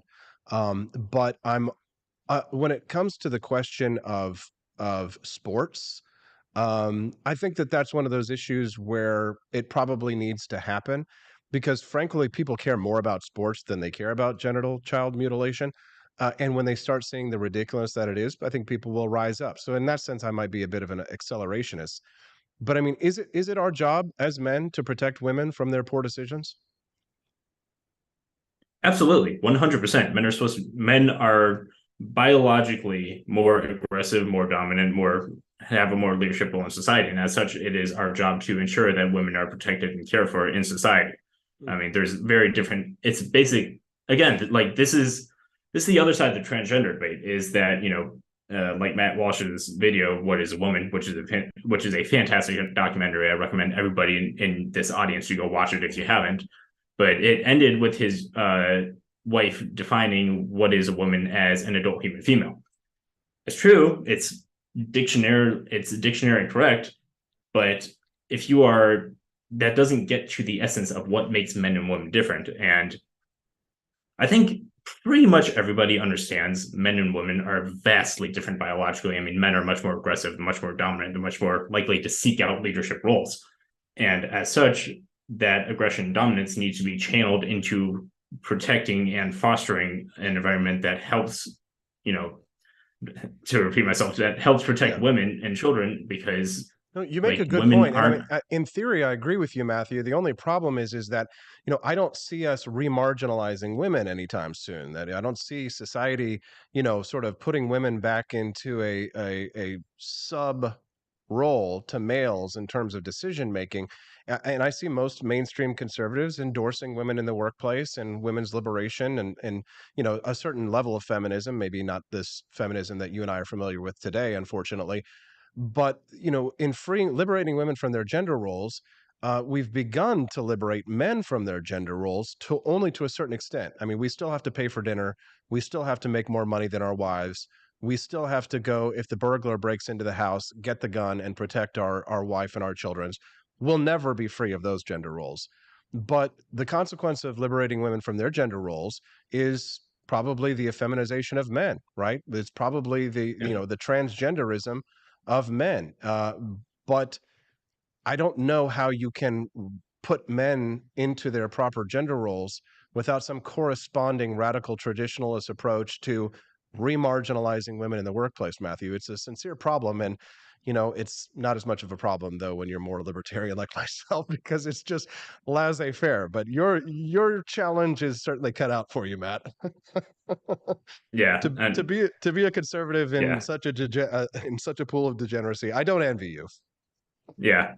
I think it's kind of interesting that you describe allowing women to embrace their more feminine nature as marginalization. So I fully agree with you that in our current culture, my ideal traditional utopia is essentially not feasible. Like, I will practice it in my personal life with the woman I marry. I will encourage my friends towards this. I will encourage my followers to find women who are of moral value and of traditional values. But generally speaking, it is impossible to create a healthy society, at least, where men are the ones who do the hard work while women raise the children and are, are protected by men who are willing to go out and fight, because most men don't know what it is to be a man anymore. Most men don't know what it is to embody masculinity and not toxic. I hate the term toxic masculinity, but I have to use it.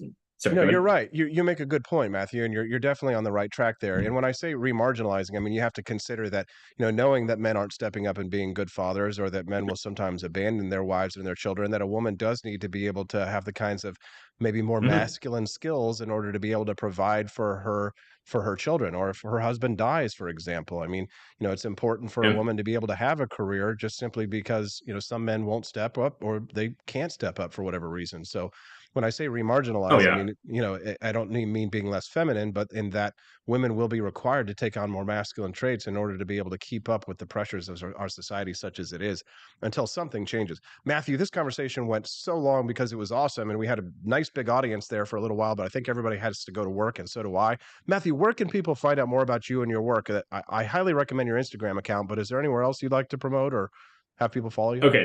Okay, so obviously my Instagram account, generationz.rightwing, go give me a follow. I have a YouTube that I've recently started up. I'm trying to get more videos out on it. I go by the name Clarwaz on there. You can give me a follow over there. I only have one video. Yeah, I only have one video up right now, and that's a 40-minute dissertation on the conflict between Trump and DeSantis. But I have more on the way. I'm going to try to focus on that more. So if you guys can go give me a follow there, I'd greatly appreciate it. Spell that for our audience, would you? CLAWROZ. Got it. And what platform is that? That is on YouTube. Okay, on YouTube. Matthew, more fascinating conversation, and certainly the chat really enjoyed it. I'll look forward to talking to you again soon. Keep up the good work over there, and we look forward to having more conversations like this in the future. Have a great day. Sounds good. Take care, man. Thank you very much. What did you think about Matthew Moore? Did you like that conversation? Send us a text at 573-319-1586. Wow, that's good stuff. Yeah, it was Big Brain Day, and I went over on time. I got to run. It was good stuff. What did you like the most? I'd be really curious to hear what you thought. Really quick, FYI, I've got a little deal for you. Here's the thing. If you want an EW government shirt, you've got 2 days to get 10% off. Here's the code. And only people who are on the email list got this secret code. But if you want one, I'm going to give you the code right now. For 2 days from now. Today's the 8th, so it'll expire on the 10th. You can get 10% off a new government shirt if you go over there to apforlibertyshop.com, put it in your cart, use the code EW government. Just EW government. Type that in the code, you get 10% off. Go to apforlibertyshop.com right now and get it quick because you only got 2 days. Get 10% off. Everybody's buying this shirt. It's awesome. I'm going to get one myself. Right? Men's and women's. And there's also a tank top. The tank top is not 10% off, FYI. The shirt is 10% off. Use code EW government. 2 days. Okay? Go to apforlibertyshop.com. You, me, looking at you. Yeah, you. Check it out. We'll see you tomorrow on the Wake Up America Show at wakeupAmericaShow.com.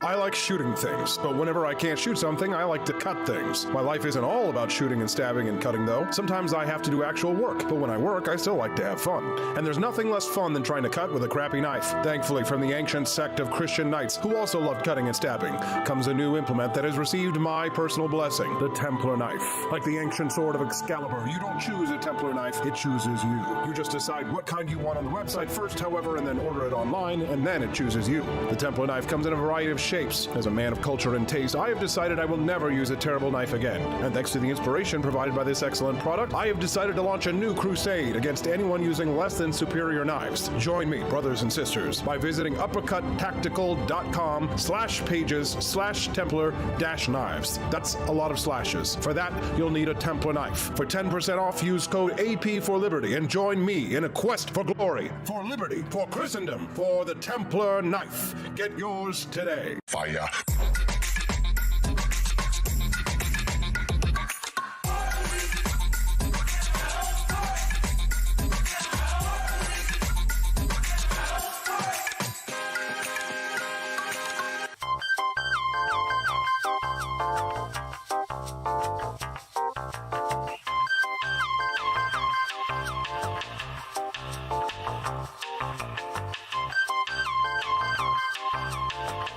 Hello, this is Barack Obama, and let me tell you why Austin Peterson stinks, and you should never pay attention to anything that he has to say.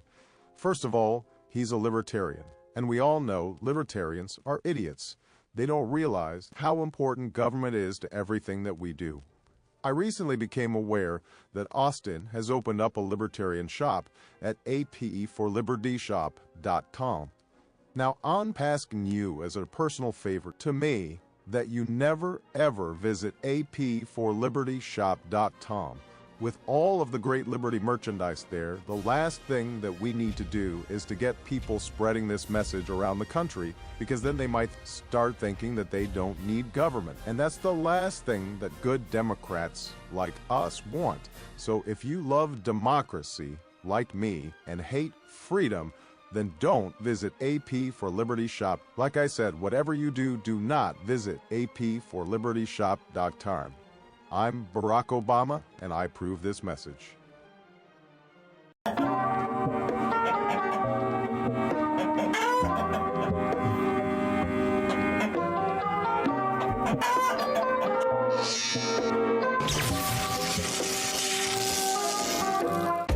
Want an engaging website to boost your business?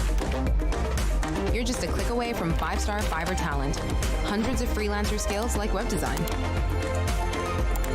Head to Fiverr.com today and get something started.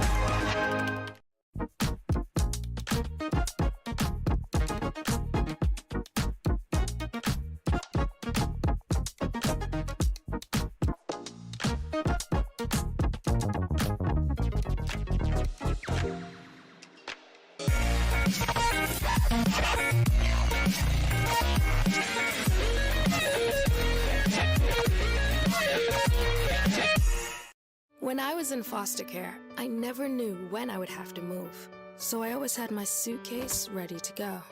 Then one day, I was adopted. My new parents opened their hearts and home to me. My parents cook my favorite breakfast for me every morning. My parents take me on trips I never thought I would go on. They gave me a home and an even better reason to use that suitcase. My parents aren't perfect, but they're perfect for me. I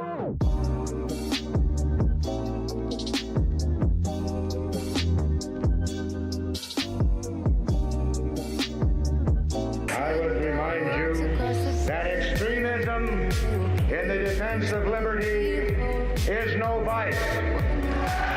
It is better to settle these matters in the courts than on the streets, and new laws are needed at every level.